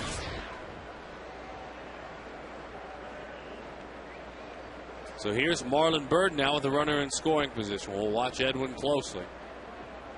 Slider misses away. 1-0 the count to Marlon Byrd. Grounded out back in the first inning, doubled and scored, driving in a run in the fourth.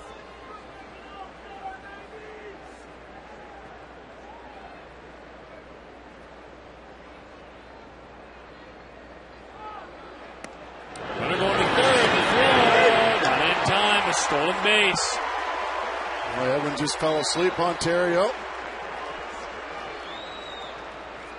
He decided to take it.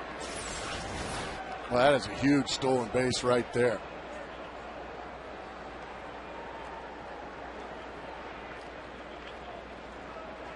Good call down there by Lance Barksdale. Nice pickup to save a run right there by Mark Reynolds.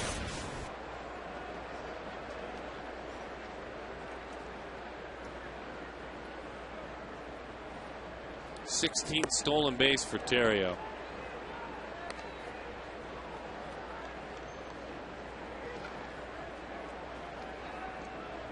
The 100th in his career. I tell you, that's smart play, though.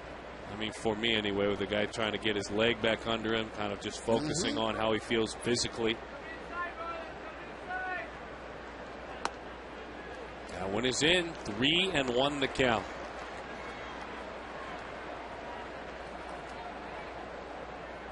I'm sure that leg probably throbbing right now. He just took a rope right off of it.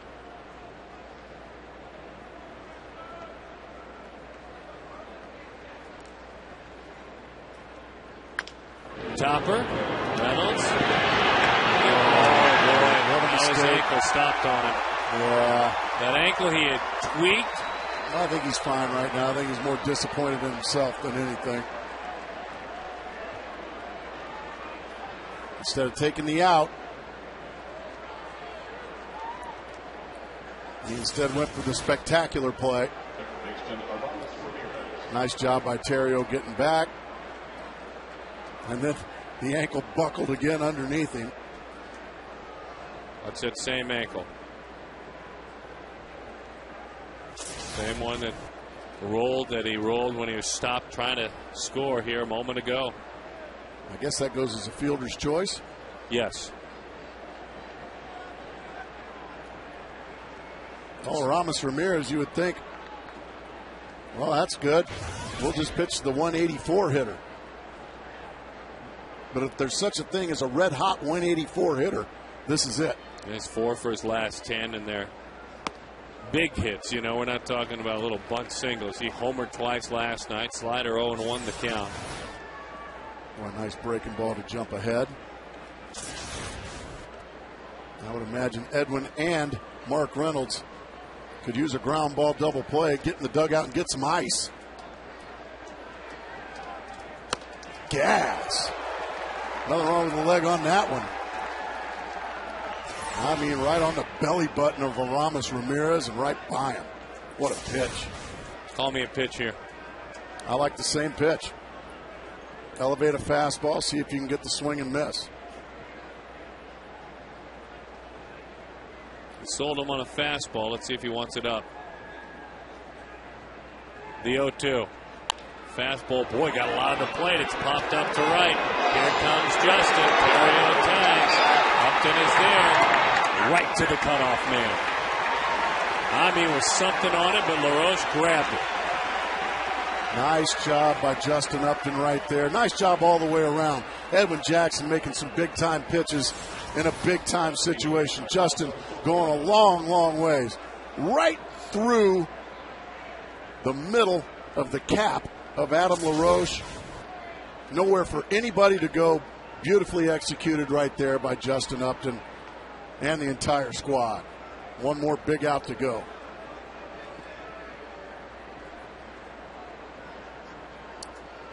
Alfonso Soriano. In. Edwin's feeling it a little bit out there now.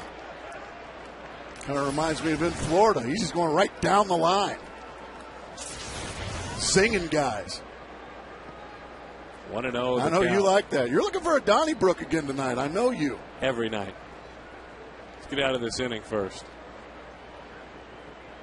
Right back in there. That's doubling up. That one he wanted to throw for a strike, but an inside strike. And there's nothing Soriano can do with that pitch but just what he did.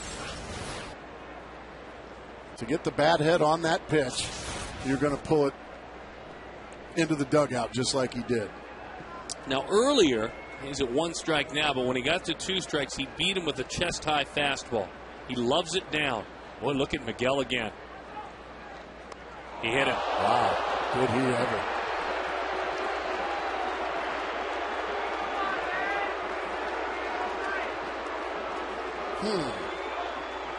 So the bases are now loaded. I mean, look where Miguel Montero was sitting. I mean, he's sitting right where Edwin threw that ball. Bang. Got him. And that hurts, folks. Almost like a kidney shot there. I think it got him just above the elbow before it hit him in the kidney. So Lou's coming to check. Watch the left elbow.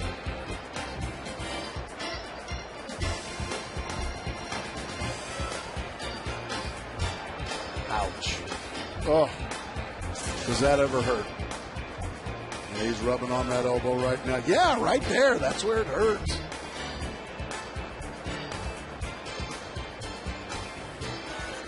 Listen, and it sounds like it hits like the wood of a bat.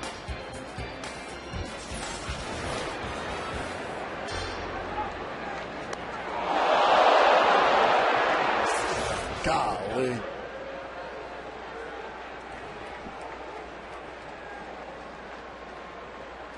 So now Starlin Castro. I can tell you right now, Alfonso Soriano is just miserable with pain. Boy, does that hurt. And that ain't no changeup coming in. That's 95 mile an hour worth of gas right above your elbow. Goodness gracious.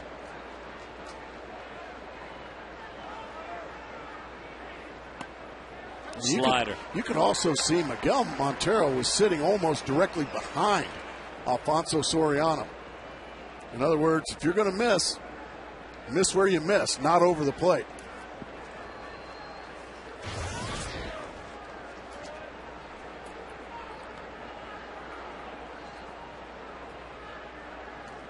Good slider. Nice job, Miguel Montero. Well, if you're going to miss, as we see this one again, nasty slider. If you're going to miss when a guy is 1 for 2 against you, and if you're going to miss when a guy has 9 hits and 20 at-bats, 13 RBIs against you, then miss in. He's owned you this year. He's owned the Diamondbacks this year. That's exactly right. Maybe that was the time. Well, you know what? Maybe he had that coming. The 0-2. Bouncing ball, but look what the Cubs do. They cash in. Parr with a good arm with the throw up the line, and it gets by Montero, who easily played it on a backhand. Castro clapping his hands as if to say, I picked up my teammate. And you can see his reaction. Their young rookie trying to take up for Alfonso Soriano. Doggone right he did. 0-2 pitch, down and out of the zone. Another seeing eye base hit. Yeah, you're going to hit my buddy Alfonso Soriano? It's going to cost you a couple RBIs. Parr has a great arm. I think the frustration from Edwin, he didn't bother backing up home plate. And then kind of well. Oh, boy. I don't know what's going on there. Not the greatest of efforts by Edwin or Miguel Montero, so the runners move up.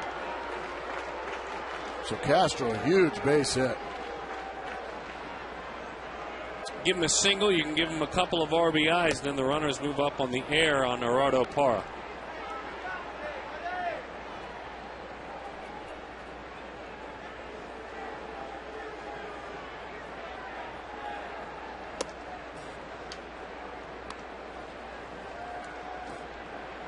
Don't forget, by the way, for all your inside news on Arizona Diamondbacks baseball and all things sports in Arizona, log on to foxsportsarizona.com.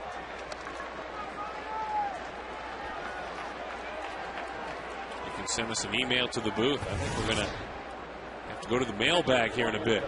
A lot of pitches thrown by Edwin Jackson.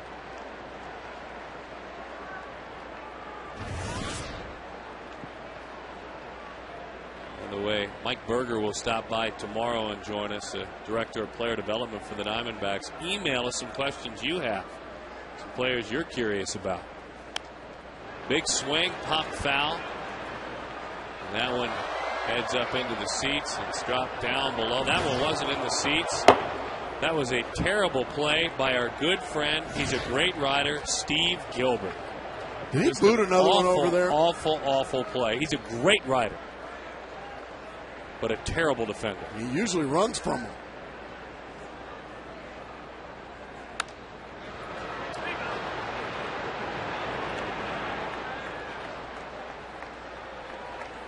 So the count 0-2.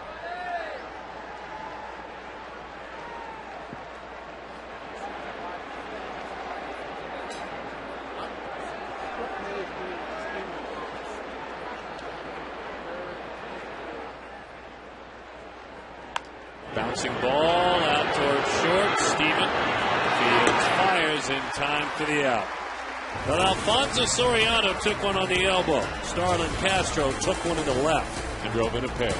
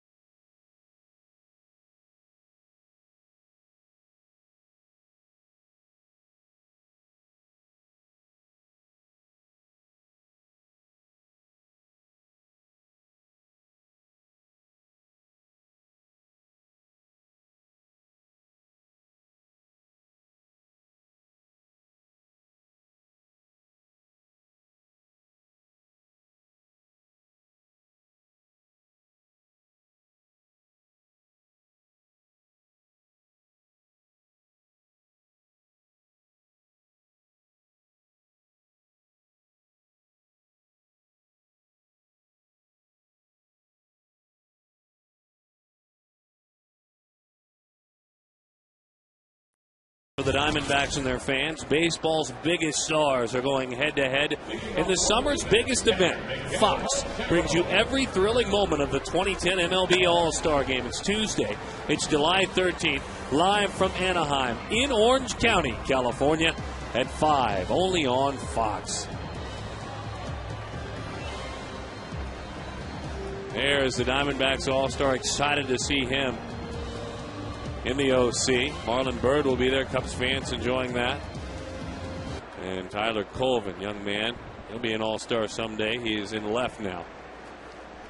Soriano going to take the rest of the night off. Hopefully he doesn't have to take too many nights off. I would imagine he's in the X-ray room as we speak. Yeah, let's hope he's all right. And for a team that has lost its way, and the Diamondbacks know what that's like. Lou Pinella's squad this year, and especially offensively. One of those little moments that you don't soon forget when you see a rookie really ratchet up his focus when his teammate, and a guy I'm sure he looks up to, and Alfonso Soriano, get drilled, and he picks him up. Well, that's what you do. That's what you do. That's having your guys back. And now the young shortstop. He races Miguel Montero. So Miguel 1 for 3. Here's Mark Reynolds. Mark hobbling up to home plate. He's rolled his ankle twice. I would imagine he's getting that thing taped about every other inning.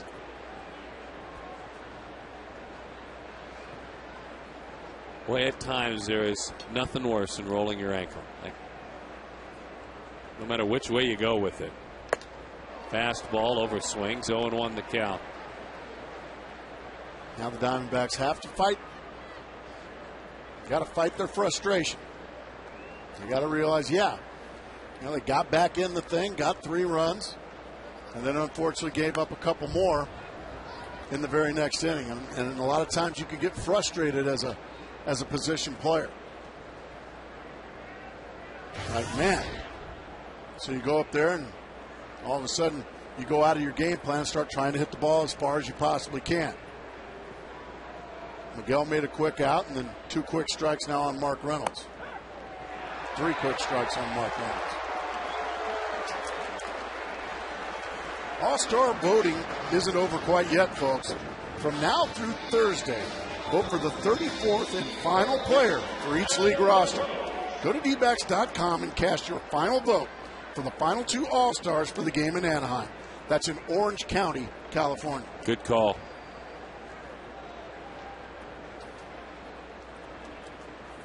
Not too far from Tustin High School. Not at all. Saddleback Community College. Go Tillers and Gauchos. Well, and dare I say, Capistrano Valley Christian High School. I may as well throw in my school as well, as that is a change-up. 0-2 the count down in San Juan Capistrano. Yeah, beautiful area. What's their nickname? The Eagles. The Eagles. Oh, yes. Good sports program, if I'm not mistaken, there. Pretty good. Kind of a smaller school. Orange Lutheran, a program, was in that same league, in that same area. That they've blown up now. It's just a massive program. 1-2 the count. It makes me wonder, after Soriano got hit, if the Diamondbacks have one coming. I don't know if they have one coming. I want to know if the Cubs think they have one coming. Quite possibly. Nearly was extra bases. He was either going to hit him or he was going to hit a double. I mean, that was in. That ball was certainly a couple inches in. I think Adam LaRoche was thinking right along with Ryan Dempster. I mean, he hit a rocket. Just foul.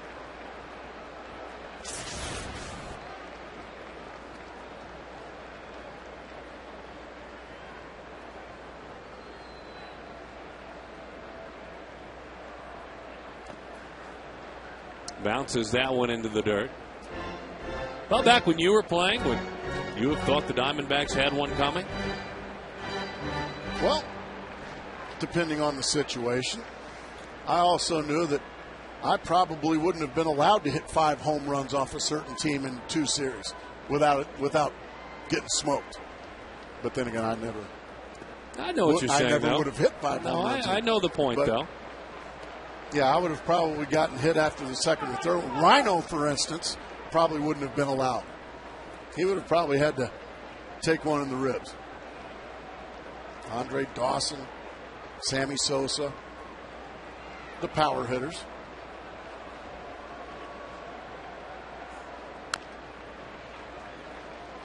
Chops that one. It's a foul ball, so we'll do it again. And usually the pitcher, yeah, and back in that era, too, you kind of took that as a compliment. Yes. And you know what? This guy has to do that because he doesn't think he can get me out. And usually the pitcher will come down and say, don't you think you had that coming? Gas. That's another way to deal with things. Drive in runs and then sit down the side on the other end.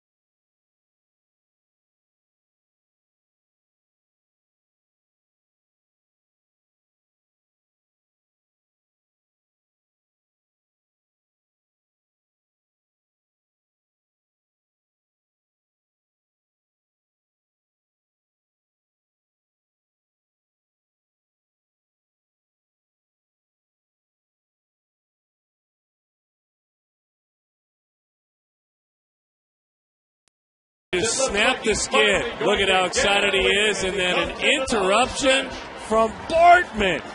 Steve Bartman stops Mark Grace. And Gracie again loses. Again. Look at the level of unbelievable. Luis Gonzalez wins. And he was taken out of the ballpark. Look for the D-Max Legends race. And I'll tell you, Gracie is just, he is shamed at his character. Shamed Gracie. Oh, my goodness. The Legends race, still a big donut hole. That's just wrong. It's wrong. The other way, Reynolds won't get there. It's a wise play. Now, I'm not sure. He knows he's got a bum ankle. Instead of tipping the ball, it's almost as if, as Boyer goes to work, he let that one head right to Stephen Drew. That's just wrong. I'm not over this yet. You know what I'm over? It's starting to get to me. You know what I'm over as we see the numbers for Boyer, 24 appearances of 519. I'm over pulling for you. I'm done. I mean, I'll pick somebody else to support now. You have not pulled for me one time. Stop it. I have tried and tried to put my... Yeah. That is 6 races. Was it 2, 2, and 2, and me? Yes. No. I mean, yep, the conspiracy's out. I don't know. I just think... I mean, you guys, look at you, always distracted. Look at this. There's a pretty girl. There's a cold beverage. You're always stopping. Steve Bartman got me. Well, I don't know if he got you or you were excited to see him. I couldn't tell which it was. You're just drifting, always drifting. Not you. I mean, you're up here being, a focused color analyst. I have to have that large, oversized head more in the game. Terrible. The 1-1. 2-1 the count to Ryan Terrier.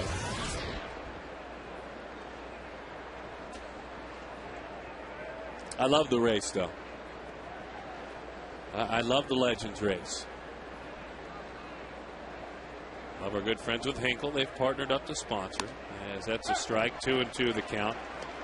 I do wish it was the Racing Gracies, and it probably will be soon. Well, no. Well, I think it should be the Racing Gracies. That would be like the minor league race. Well, then there would never be a winner, evidently. I mean, there would never be a winner in the Racing Gracies. I want to thank the folks at home for speaking out and being against it.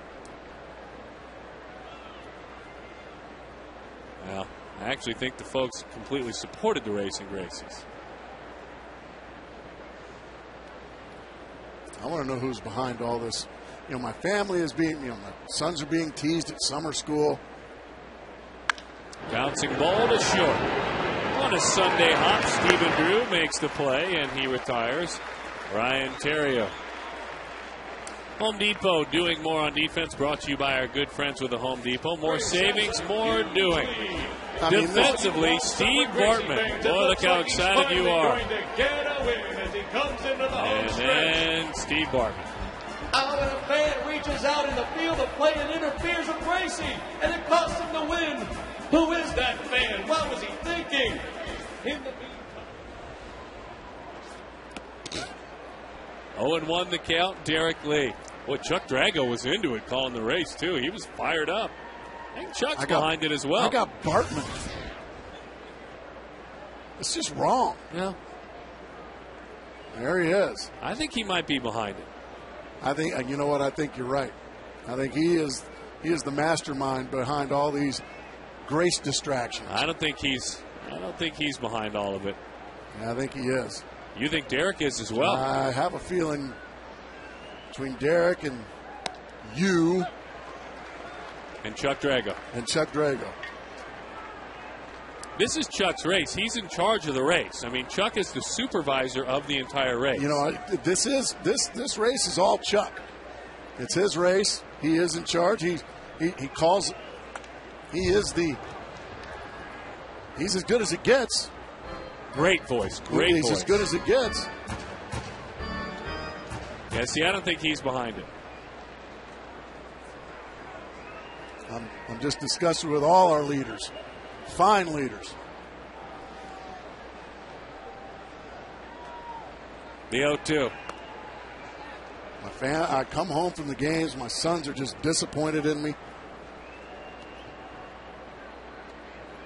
It's getting to me, you know. And you know what Kirk Gibson said? What are the racing legends? Has no idea what it is. He's trying to win a ball game. Sure he knows. Oh, he's worried about winning ball games. Your guy can't win a race, though.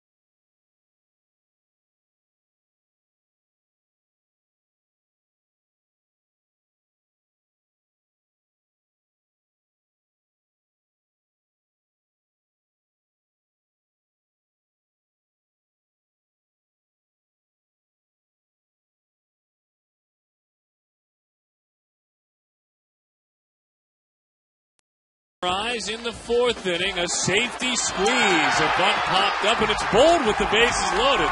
But the Cubs end up with a run anyway. Then Edwin Jackson with the bases loaded. That snapped an 0 for 13 for the Diamondbacks. 3-3 after this base hit. On 0-2, tying the game up at 3.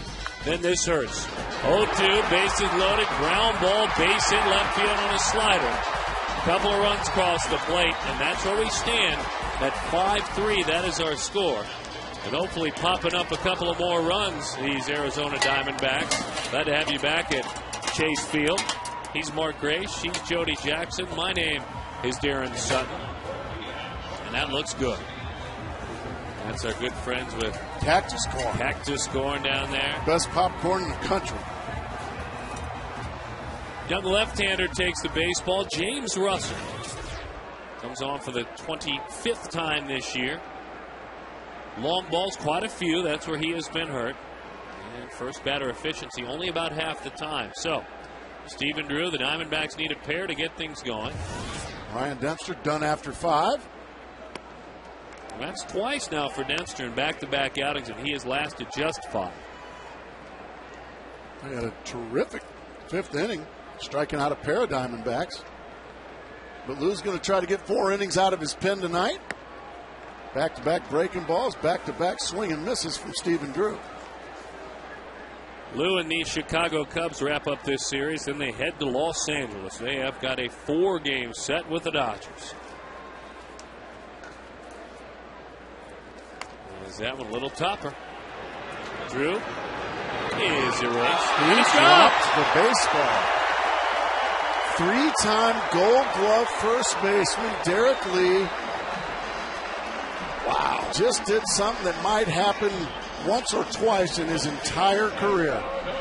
And that is just drop an easy throw. Wow. Flat out dropped the baseball. One of the best first basemen in the game defensively. It can happen. That's why you run hard out of the box, folks. Good Stephen call. Drew was busting it, and he got there. We saw that wow. the other night, Gracie. Chris Young on a routine ground out to short, ran hard the whole time.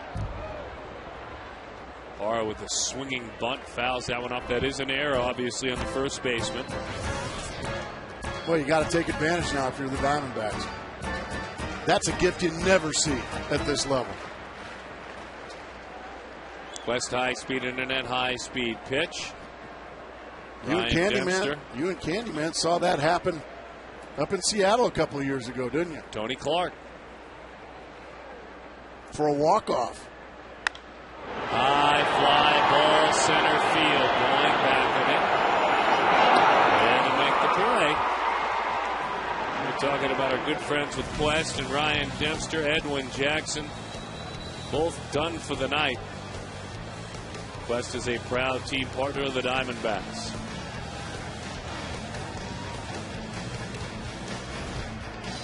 Rusty Riles going to get his name called. He's going to hit for Blaine Boyer, who did a heck of a job. He had a 1-2-3 inning, setting down the Cubs in the top of the 6th. And Lou's heading out. And Lou will take his slow, curvy walk out to the mound. It's never a straight line with Lou. He always kind of goes to the left and the right.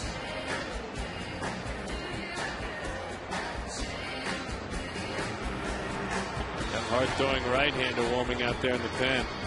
Is he ever? Lee will step aside. He's got Marshall, he's got Marmol, and he's got everybody else. We'll see one of the everybody else's in a moment.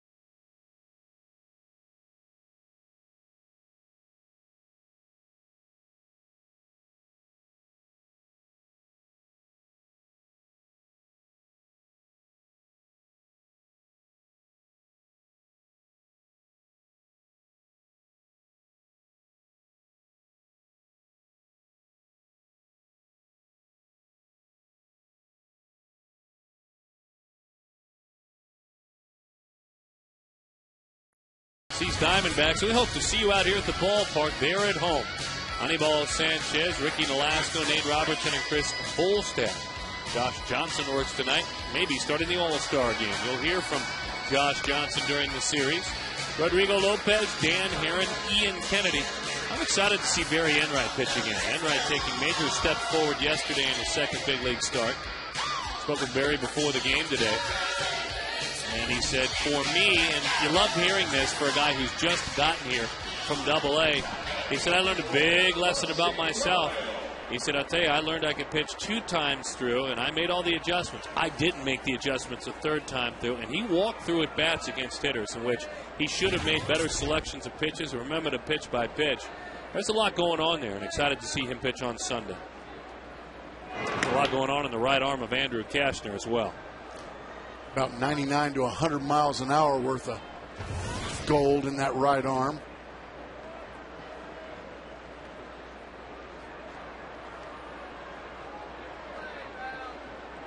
Mm-hmm. 0-1 the count to Rusty Ryle.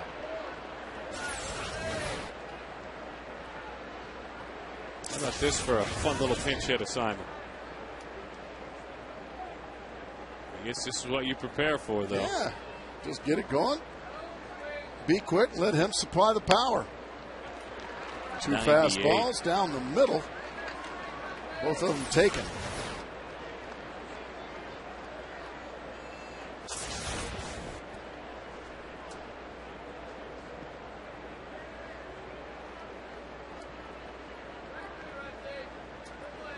Whoa.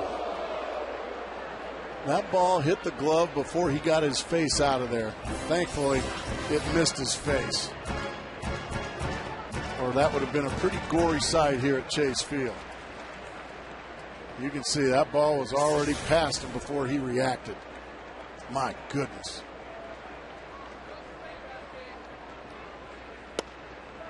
He was able to somehow lay off that one. I gave you a little nonverbal communication. It's tempting when that happens to want to kill the next pitch. Absolutely. That is a nice job right there. And he was trying to feed off of it, Kashner. Throw a slider the next time. 2-2. Arizona, the only team in the National League without a pinch hit home run this year. Take one now. Instead, a fastball 100. He got triple digits.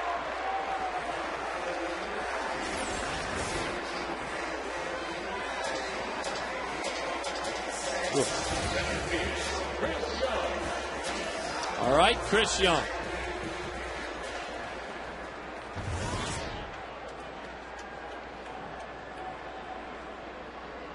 Well, the All-Star game here now just days away.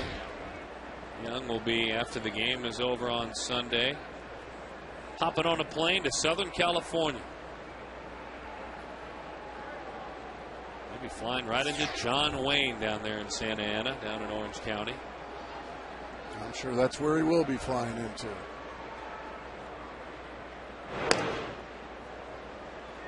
We'll enjoy time with family and friends, as you said, taking in all the events, all the dinners, the receptions.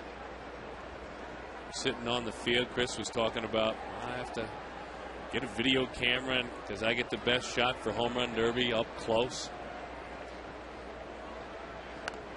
Didn't mean to. Ouch, fouled that one off at 99. He throws so hard. My goodness. Chicago's first round pick back in 2008, so he has gotten here quickly out of TCU. 43 minor league appearances. He started 39 of those. Chris Young, base hit, right field. Little contact, never hurt anyone. Well, Stephen Drew is still at second base there. He we just might see him decided to go stay to at third. second base. He could have trotted to third base. Nice job by Chris Young, taking a blazing fastball, breaks his bat, but that's perfect. You can see Stephen Drew with his speed, he easily could have. He started trotting about halfway between first and second. Let's hope his legs are okay.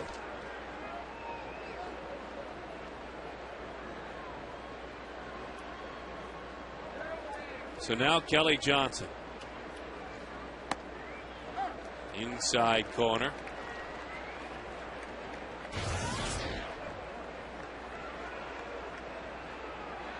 Two broken bats for Chris Young and 2 base hits. 2 base hits, 2 RBIs. He's sitting on 59 RBIs now. Oh, and he'll get his, by the way, folks, if you think they're just broken bats. There's 15 homers, 15 stolen bases. He's the only guy in the game to have those 2 totals. He deserves to go to Anaheim, Orange County, California. Well said by you. Changeup, 1-2 the count. Now that's not fair if you add that pitch at 89. Kelly walked, struck out, grounded out.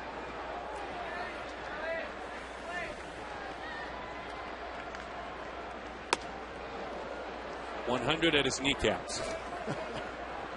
Watch yourself there, Kelly. It's not as if he's firing and exploding at the plate and falling down, is he? He's under control. His mechanics are under control. Big old right-hander. They call him Big Tex. That's one of the better nicknames out of TCU. Right back at the kneecaps again. But this time he took a little off at 99.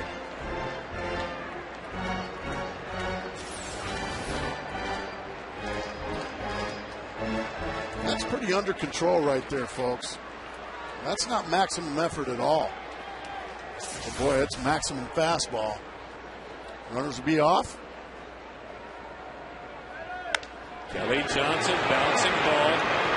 Beat him in at 99 miles an hour.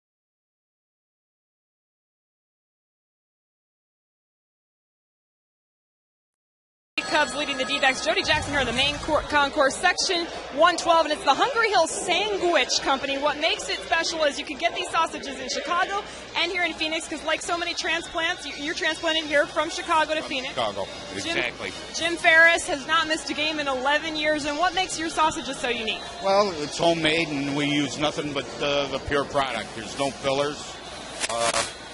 It's just fried and pure pork.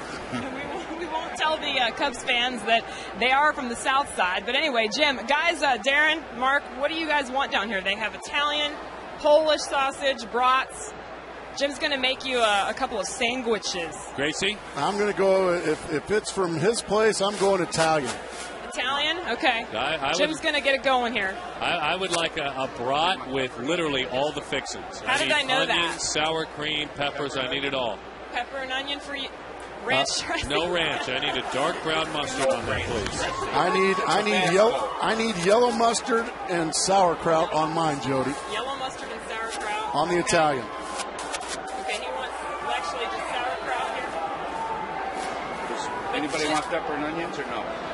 Jim just got a compliment, too, by the way. Best sausage that the customer has ever had. It's the quality.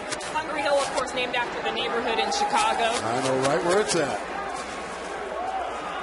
Okay, that's one. And what's the other one now? Well, we thank you for all the goodies down there. Italian, tell him. I think Jody's going to mess it up. The 1-1 to Juan Gutierrez working on the hill against Marlon Bird. Jody, I need an Italian with sauerkraut and mustard. Oh, you already made yours. With sauerkraut? Yeah. Sauerkraut. And the brat? Here's The brat getting sauerkraut? The brat's getting everything. Oh, everything. That's right. Darren wants everything. We got it. Peppers and onions also? No. Oh, Jody. Breaking ball, ground ball, base hit left field. Gutierrez against Bird has that one turned around here in the 7th inning. So Bird has a couple of hits. He's also reached on a fielder's choice. You see the numbers for Juan Gutierrez on the year. Obviously, was starting to piece things together. Had a tough outing last time out. Frustrating, I would imagine, because he's starting to see some positive results.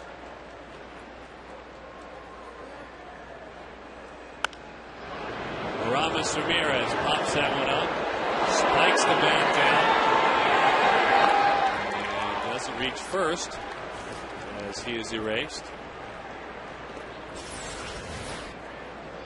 Well, he got a good pitch to hit, took the swing he wanted, and that is frustrating.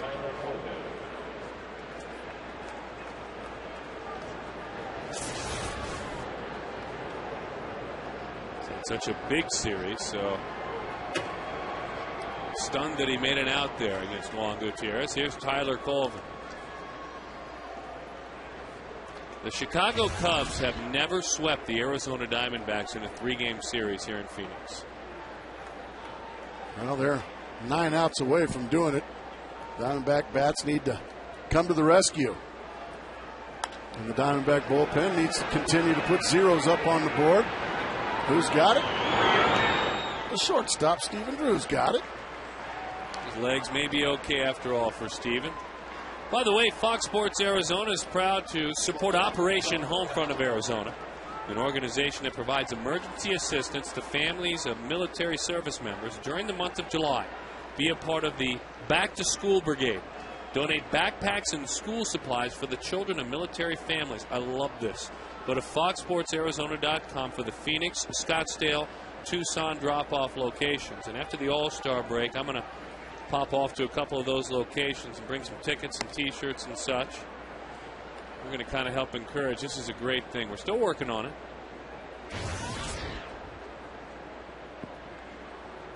But either way, whether Gracie and I stop by or not, we hope to come to a couple. It's worth being a part of dropping off some backpacks.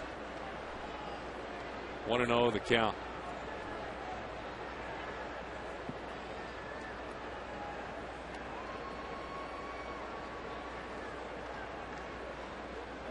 There we go. Beautiful breaking ball there from Gutierrez. And he'll throw a curveball and a slider at 82. Was that the curveball? That was the curveball. That's a good pitch. Well, when you throw 96, 97 miles an hour. That one runs up and in, rushed to the plate a little bit there. 2-1 the count. Castro drove in a pair back in the 5th inning.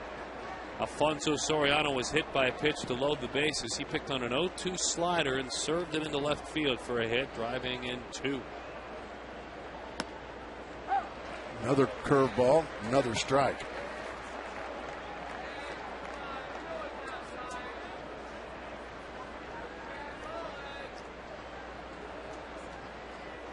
Starlin de Jesus Castro out of Monte Cristi in the Dominican Republic.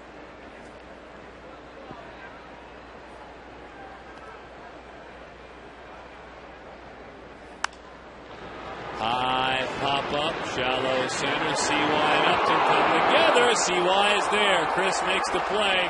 Justin gets out of the way. Gutierrez with the 0. Another step back in the right direction. I got it. You do.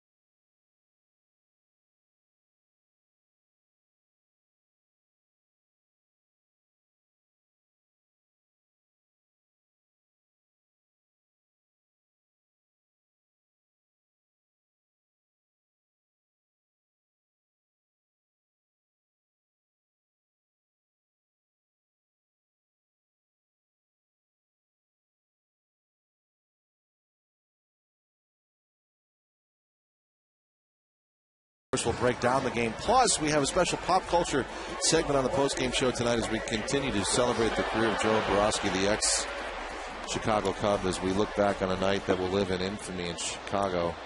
The Steve Bartman game where he was in the bullpen. We'll talk about that's buttermilk. That's disgusting. That's coming up right after the game on Quest Diamondbacks Live. That's good. Yeah, sure. Now we're talking. Oh, my gosh, Joe. My favorite young fan. Love it. And before we get started, Jody Jackson got it absolutely right for me. She got me an Italian sausage with mustard and sauerkraut. I thought she was going to get it wrong, but once again, I'm wrong. Jody's right. She hooked me up. Thank you so much, Jody Jackson. I got the brat with the dark mustard, the kraut, peppers, and onions. Very good stuff. Now we got to spice up this offense. Ready to roll. There's so many great things to eat at this ballpark. Your regular ballpark fare, but then so much more.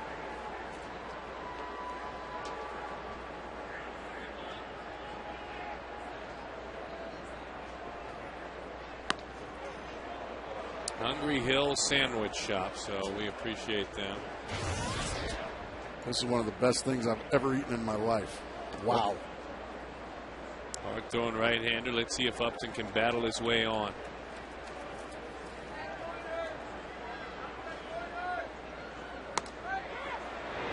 So it's called at home plate. Ed Rapuano. Just a mild argument from Justin Upton. The replay may tell the story. Let's see. Tough to tell from that angle. Yeah, Justin might have an argument there.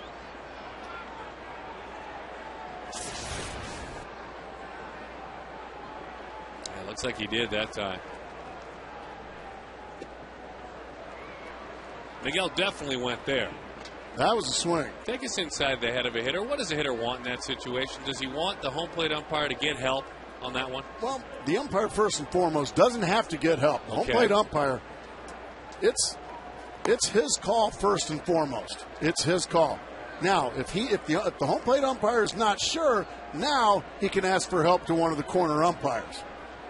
And the situation there was Eddie Rapuano felt he didn't need help. He felt that Justin went around.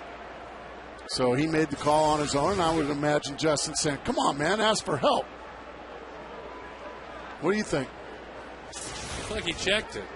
I agree. But I think Justin's biggest strike against him, to use that word, is that one is high. He's a high strikeout guy. Well, and he's such a strong, aggressive athlete, too. So as he cranks his body forward, you just naturally, I think, as an umpire, think and watch a man that looks like he's about to go around.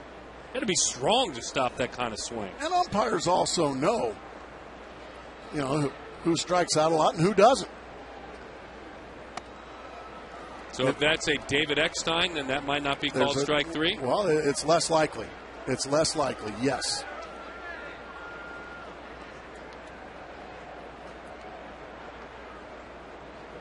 But if it's a guy like Jose Hernandez back in his day with the Brewers, that's strike three. Now we're talking. I like Jose Hernandez. Good man. I played with him for years.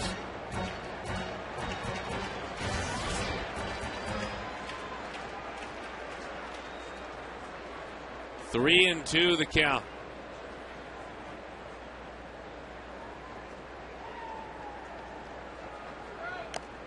Boy, this guy is just throwing rockets.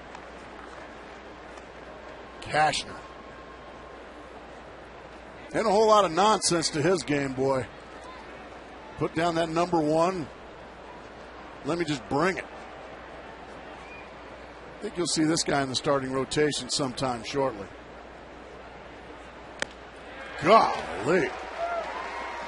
That's just cut it out and I mean it right there. Upton, Montero go down on strikes.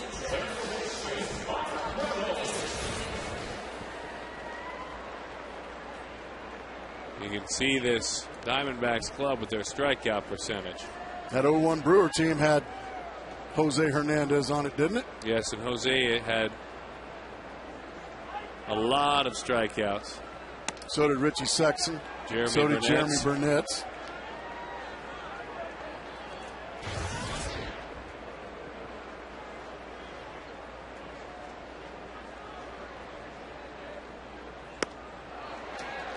For Arizona, the bugaboo with the K's, they have come later in games. It's as if they maybe turn it up a notch with their aggression. Yeah, they're on 9 strikeouts already here through 7 2/3. 1 strike away from being double digits again. Golly. On this homestand, Arizona has struck out 27 of their 56 plate appearances from the 7th inning on coming into tonight. Yeah, that's just not putting any pressure on the opposing defense. It's nearly half plate appearances that end in strikeouts. And we know they're great pitchers they're facing. That's closers and setup men. Reynolds hangs around, little roller out in front of the mound with the tag in time for the out. 1, 2, 3 for the Diamondbacks.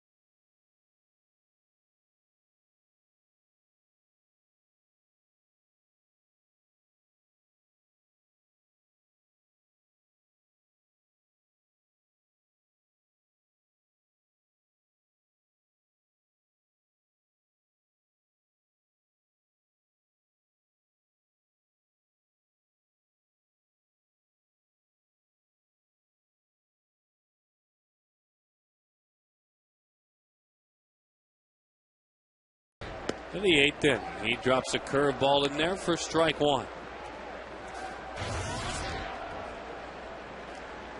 Giovanni Soto, a pinch hitter, as that one is lifted into left field. Parra comes up shy of the track. That one doesn't leave the ballpark, but that is nothing like a couple of years back on this date, July 7th, 03, Shea Hillebrand, jack in the box. Thinking outside of the box, how about thinking outside of the yard? Hitting a home run in 3 consecutive innings.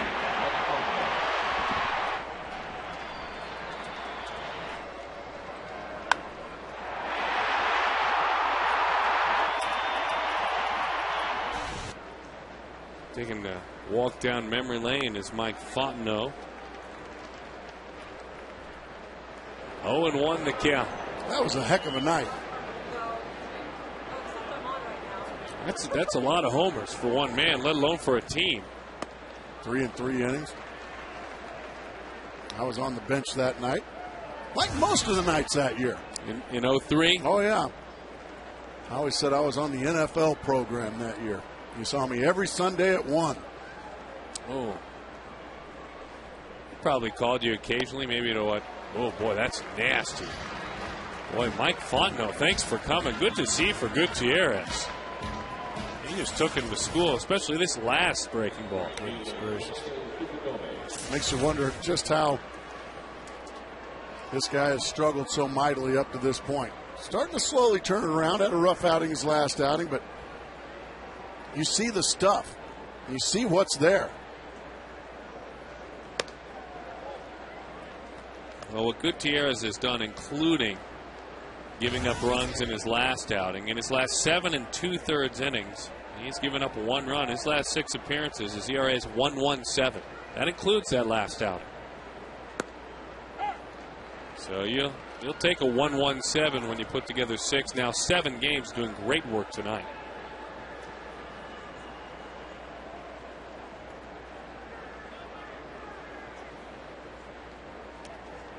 Did he get him? I think it missed him. Well, at some point, too, I mean, facts are facts. Here's the bottom line with Gutierrez. As much as he has always been great to deal with, he's kept a good disposition through the struggles. You're pitching to stay in the big leagues as well. I mean, his job was clearly hanging in the balance. Doggone right. And he's responded. Mercy.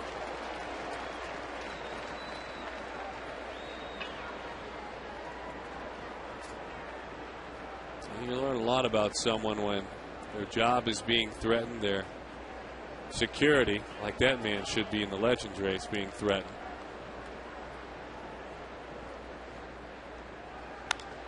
Breaking ball, fly ball. Hara is there, and he puts it away. Boy, tip of the cap. Solid outing tonight. Bullpen's been nice tonight. Got to get him some runs.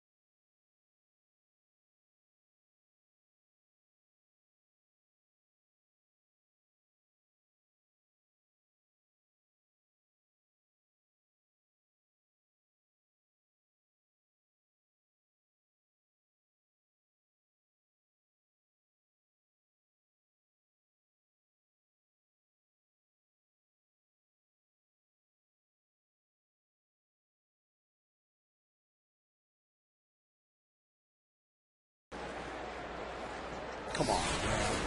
Out of town scoreboard, you can see Colorado and St. Louis. Boy, an offensive Donnybrook in that game. San Francisco crushed Milwaukee. Washington slid by San Diego. Out front, Sean Marshall pitching every game in this series. Gets to the bag in time for the out.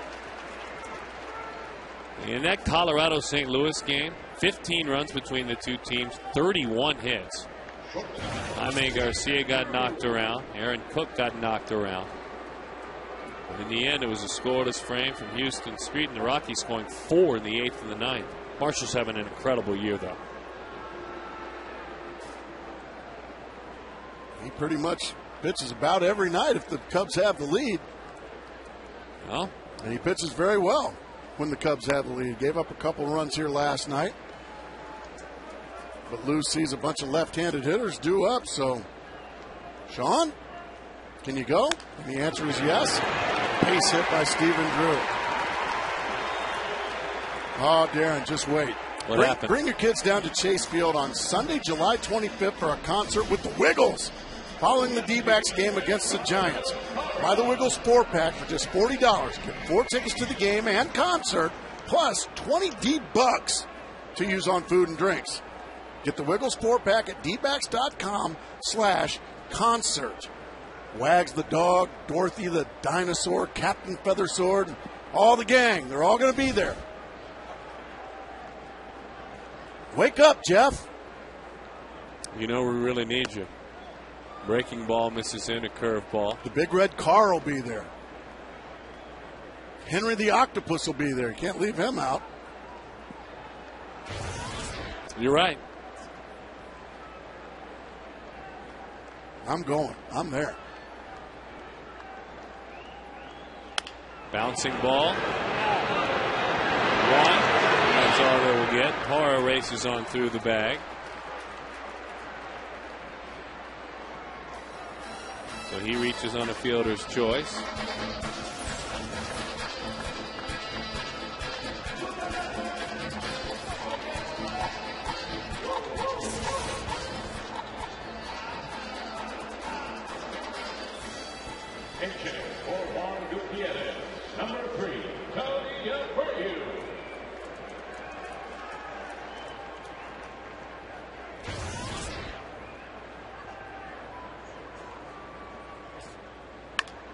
Abreu goes after the first pitch.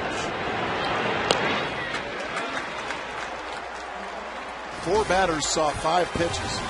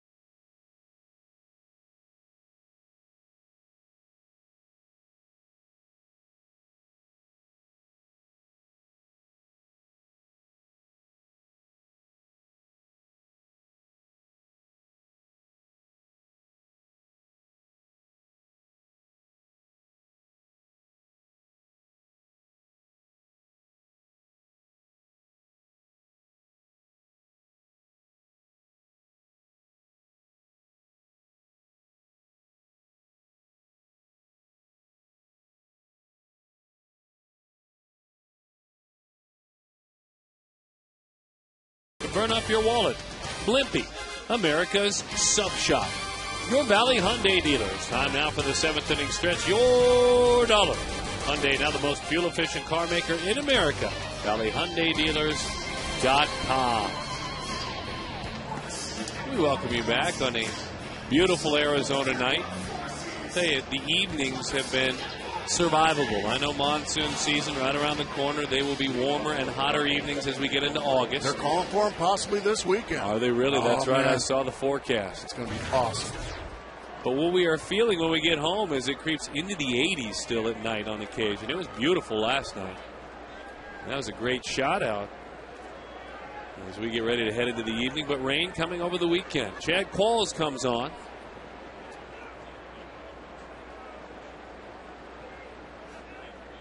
There's a shot from Cave Creek. Slider is inside. 1-0 the count. Ryan Theriot. Well, the Cubs have never swept the Diamondbacks in Arizona.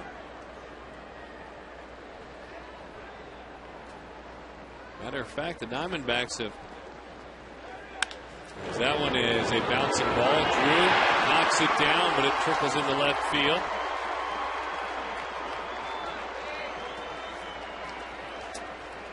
And so Theriot is on for the second time tonight.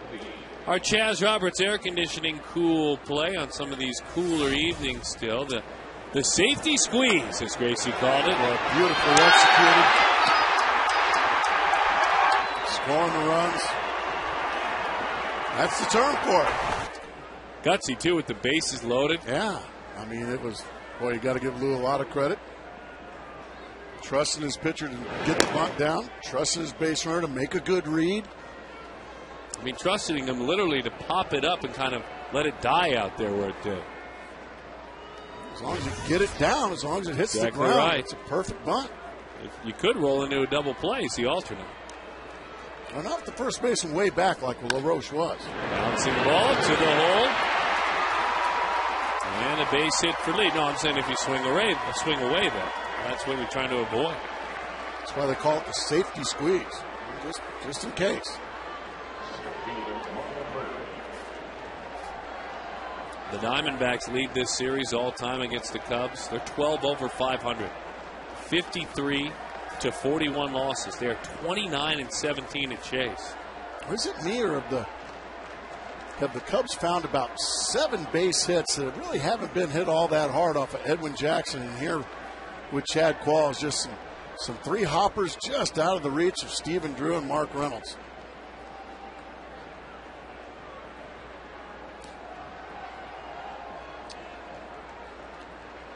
Doesn't know how to spell World Series is what that sign says. That's a breaking ball and a strike to Marlon Byrd. Her favorite team hasn't been there since she's been born. On the ride home together, she may look to her left or right, depending on who's driving, and say, well, honey, I certainly know how to spell sweep. You? You got that right. Let's hope the Diamondbacks can avoid that. That was 13 years of that. It was me. Couldn't have done it without me.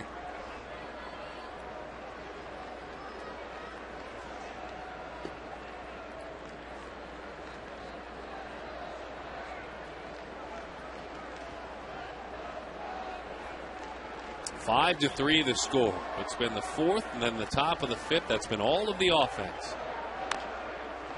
Opens up a little bit early, bounces that one foul. Gracie and I will be back with you tomorrow night as the Florida Marlins come to town. Spend tomorrow evening with us. Ricky Nolasco, Dan Herron on the mound. That'll be Friday night. Tomorrow, Anibal Sanchez. We certainly remember him, D-backs fans. Though Gracie may tell you nobody no-hits the Diamondbacks, Sanchez will actually say, well, I have. Bouncing ball, and it's a foul ball. Being the National League guy you are. Love the National League. Who's your starter for the National League in the All-Star game? That's the guy who's pitching tonight, Josh Johnson. Thank you. I think everybody would have said Ubaldo Jimenez. He's had an incredible year. He hasn't been better than Josh Johnson of the Florida Marlins, who is shutting out the Dodgers as we speak through 8 innings in Los Angeles. Having an unbelievable year. They're both great pitchers, but Josh Johnson, by the way, rest-wise, is set up to start the game. Big strikeout there for Chad Qualls. Slider there, correct? Beauty. One of his best. Take a look at that good slider. Now you see it, now you don't. Big time pitch there at a big time. Desperately trying to keep his Diamondbacks in striking distance. Josh Johnson, by the way, folks, 8 shutout innings tonight. He has struck out 8. He's walked 1. His ERA through those 8 innings is 1.70.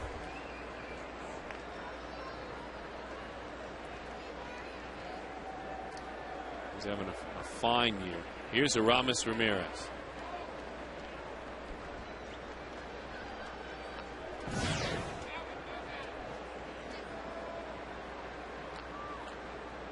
Couldn't tell what Qualls and Ed Rapuano were talking about.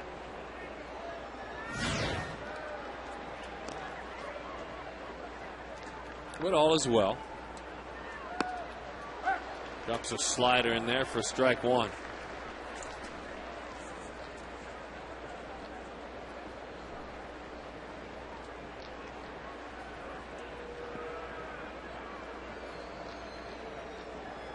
The right-hander at the University of Nevada takes a look back. Aramis Ramirez tonight. Line to left, Singleton scored, fly to right, and fly to left field.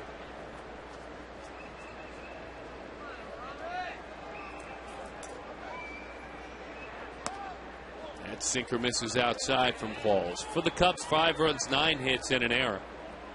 They have stranded 8. For the Diamondbacks, 3 runs, 10 hits, and 1 error. They have stranded 9.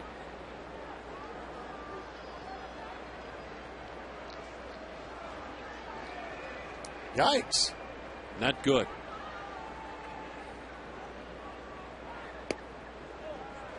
Goes him the slider. Boy, really got on top of that one. The Cincinnati Reds found a way to win again. Bronson Arroyo, 61. I believe it is. They beat the New York Mets 3-1. They're for real.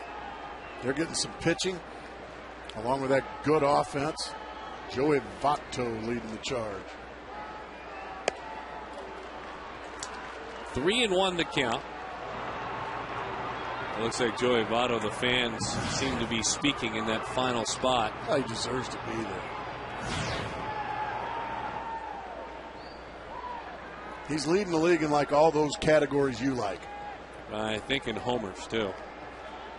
You like those? I like don't you? those, but you like OPS, OPS, and OPS plus, like VORP, DEA, and FBI. Aramis Ramirez drives it deep left field. He'll touch them all.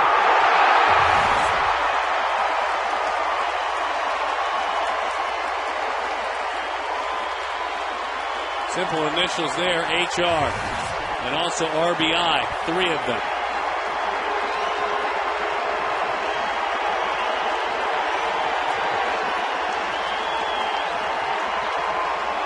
Unfortunately, the Diamondbacks now are pretty much out of striking distance. 3-1 fastball in. He was cheating for it. Got it. 3 home runs now in 2 nights. 2 huge nights for Aramis Ramirez. And Arizona in the 9th inning has now been outscored this year, 59-26.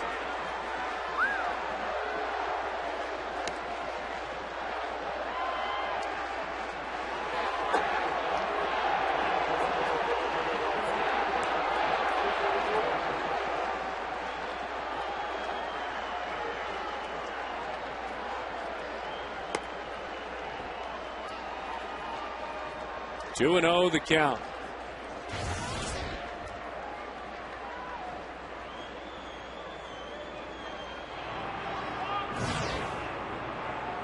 Justin Berg up from the minor leagues. Bob Howry, former Diamondback, has pitched so well in Chicago. There's a bouncing ball. Kelly Johnson. Look at Colvin. Talk about Young and Drew, and they both run hard. Colvin stands out because of how big, tall, and lanky he is, running as hard as he could the moment he hit a routine ground ball to second. We've seen both teams for do all it. you young players. That's good to see. We saw He's Young going to do be it. a great player. I think so too. There's a couple players I know they're excited about. The man who just grounded out and this young man.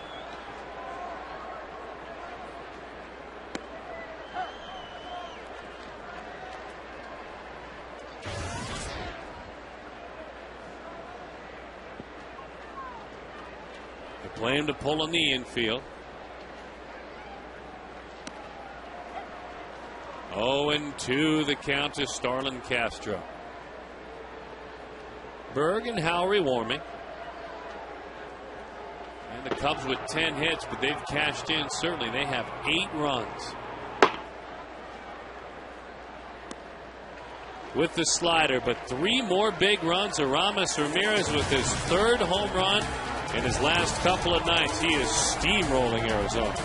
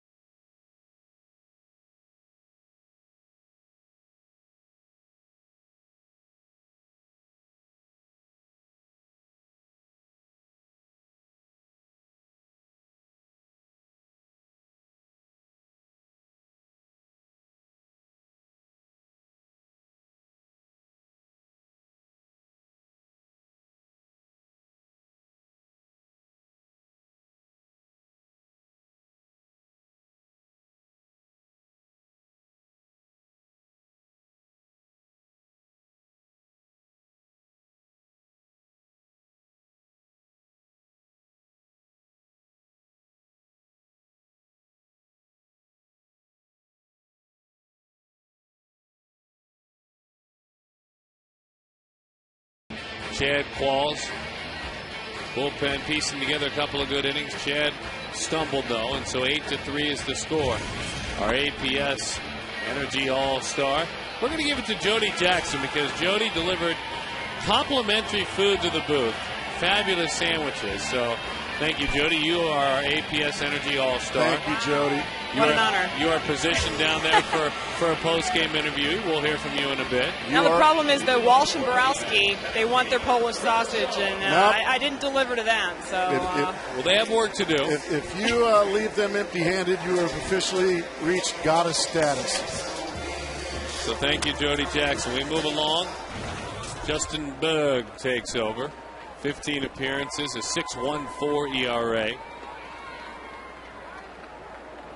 Yankees draft pick back in 2003. River Grove, Illinois is where he went to Triton Junior College in the great state of Illinois. They run a good program there at Triton. And he was acquired from the Yankees in the Matt Lawton deal. Matt Lawton traded. A couple of Chicago stars came out of Triton. One's name was Kirby Puckett. Another, remember the one dog, Lance Johnson? You bet. Both Triton products. And now Justin Berg. 0-2 the count.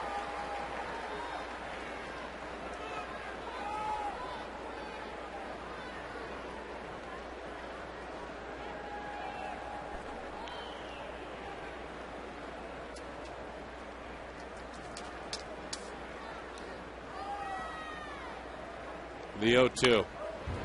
Fouled back to the screen.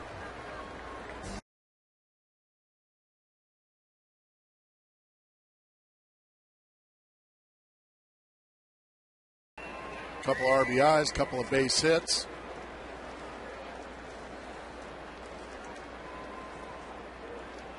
An all-star. That pitch is high. 1-2 the count. Young on this homestand now with 8 hits. He's got a home run. He's got 7 RBIs. This time he goes down on strikes. Berg works on the mound. Meantime, we saw Bob Howry warming in the pen. In his 17 games as a Cub, he has worked 13 innings. He's given up just 2 earned runs. Now, 8 runs overall, but 2 earned runs. So there's been some miscues behind him.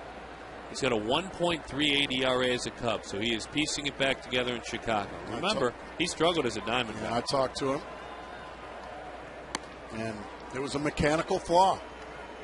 His mechanics were flawed. He figured it out. Unfortunately for the Diamondbacks, he figured it out when he was wearing blue. He was always a pro, easy to deal with. He is from the area. He wanted it to work badly here. Well, we wish him well. You bet we do. Continued success. And yeah, it's too bad it didn't work out here.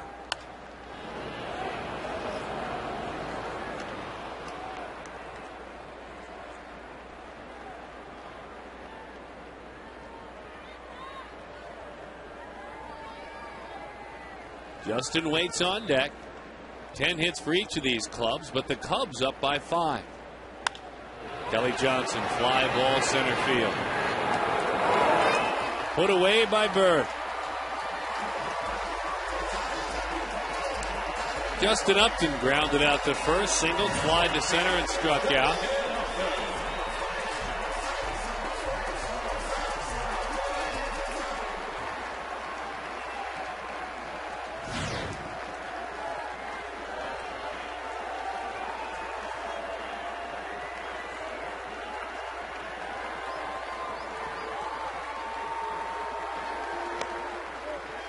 Sinking fastball stays away.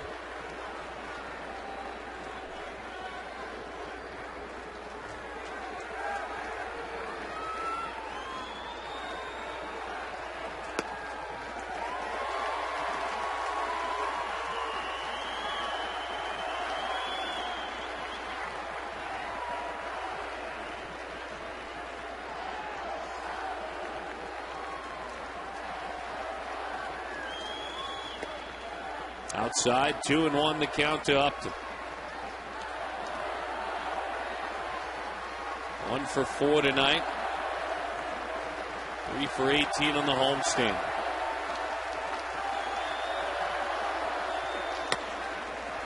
Now pitch is high, 3-1 the count.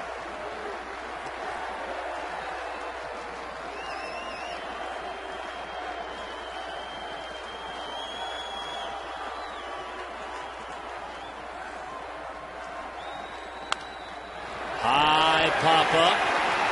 Easy chance in center field for the first time ever. The Chicago Cubs sweep the Arizona Diamondbacks in their spring training home. But unfortunately for Arizona, it's their home. Here at Chase Field, back in the great state of Arizona, where we will see them again in February.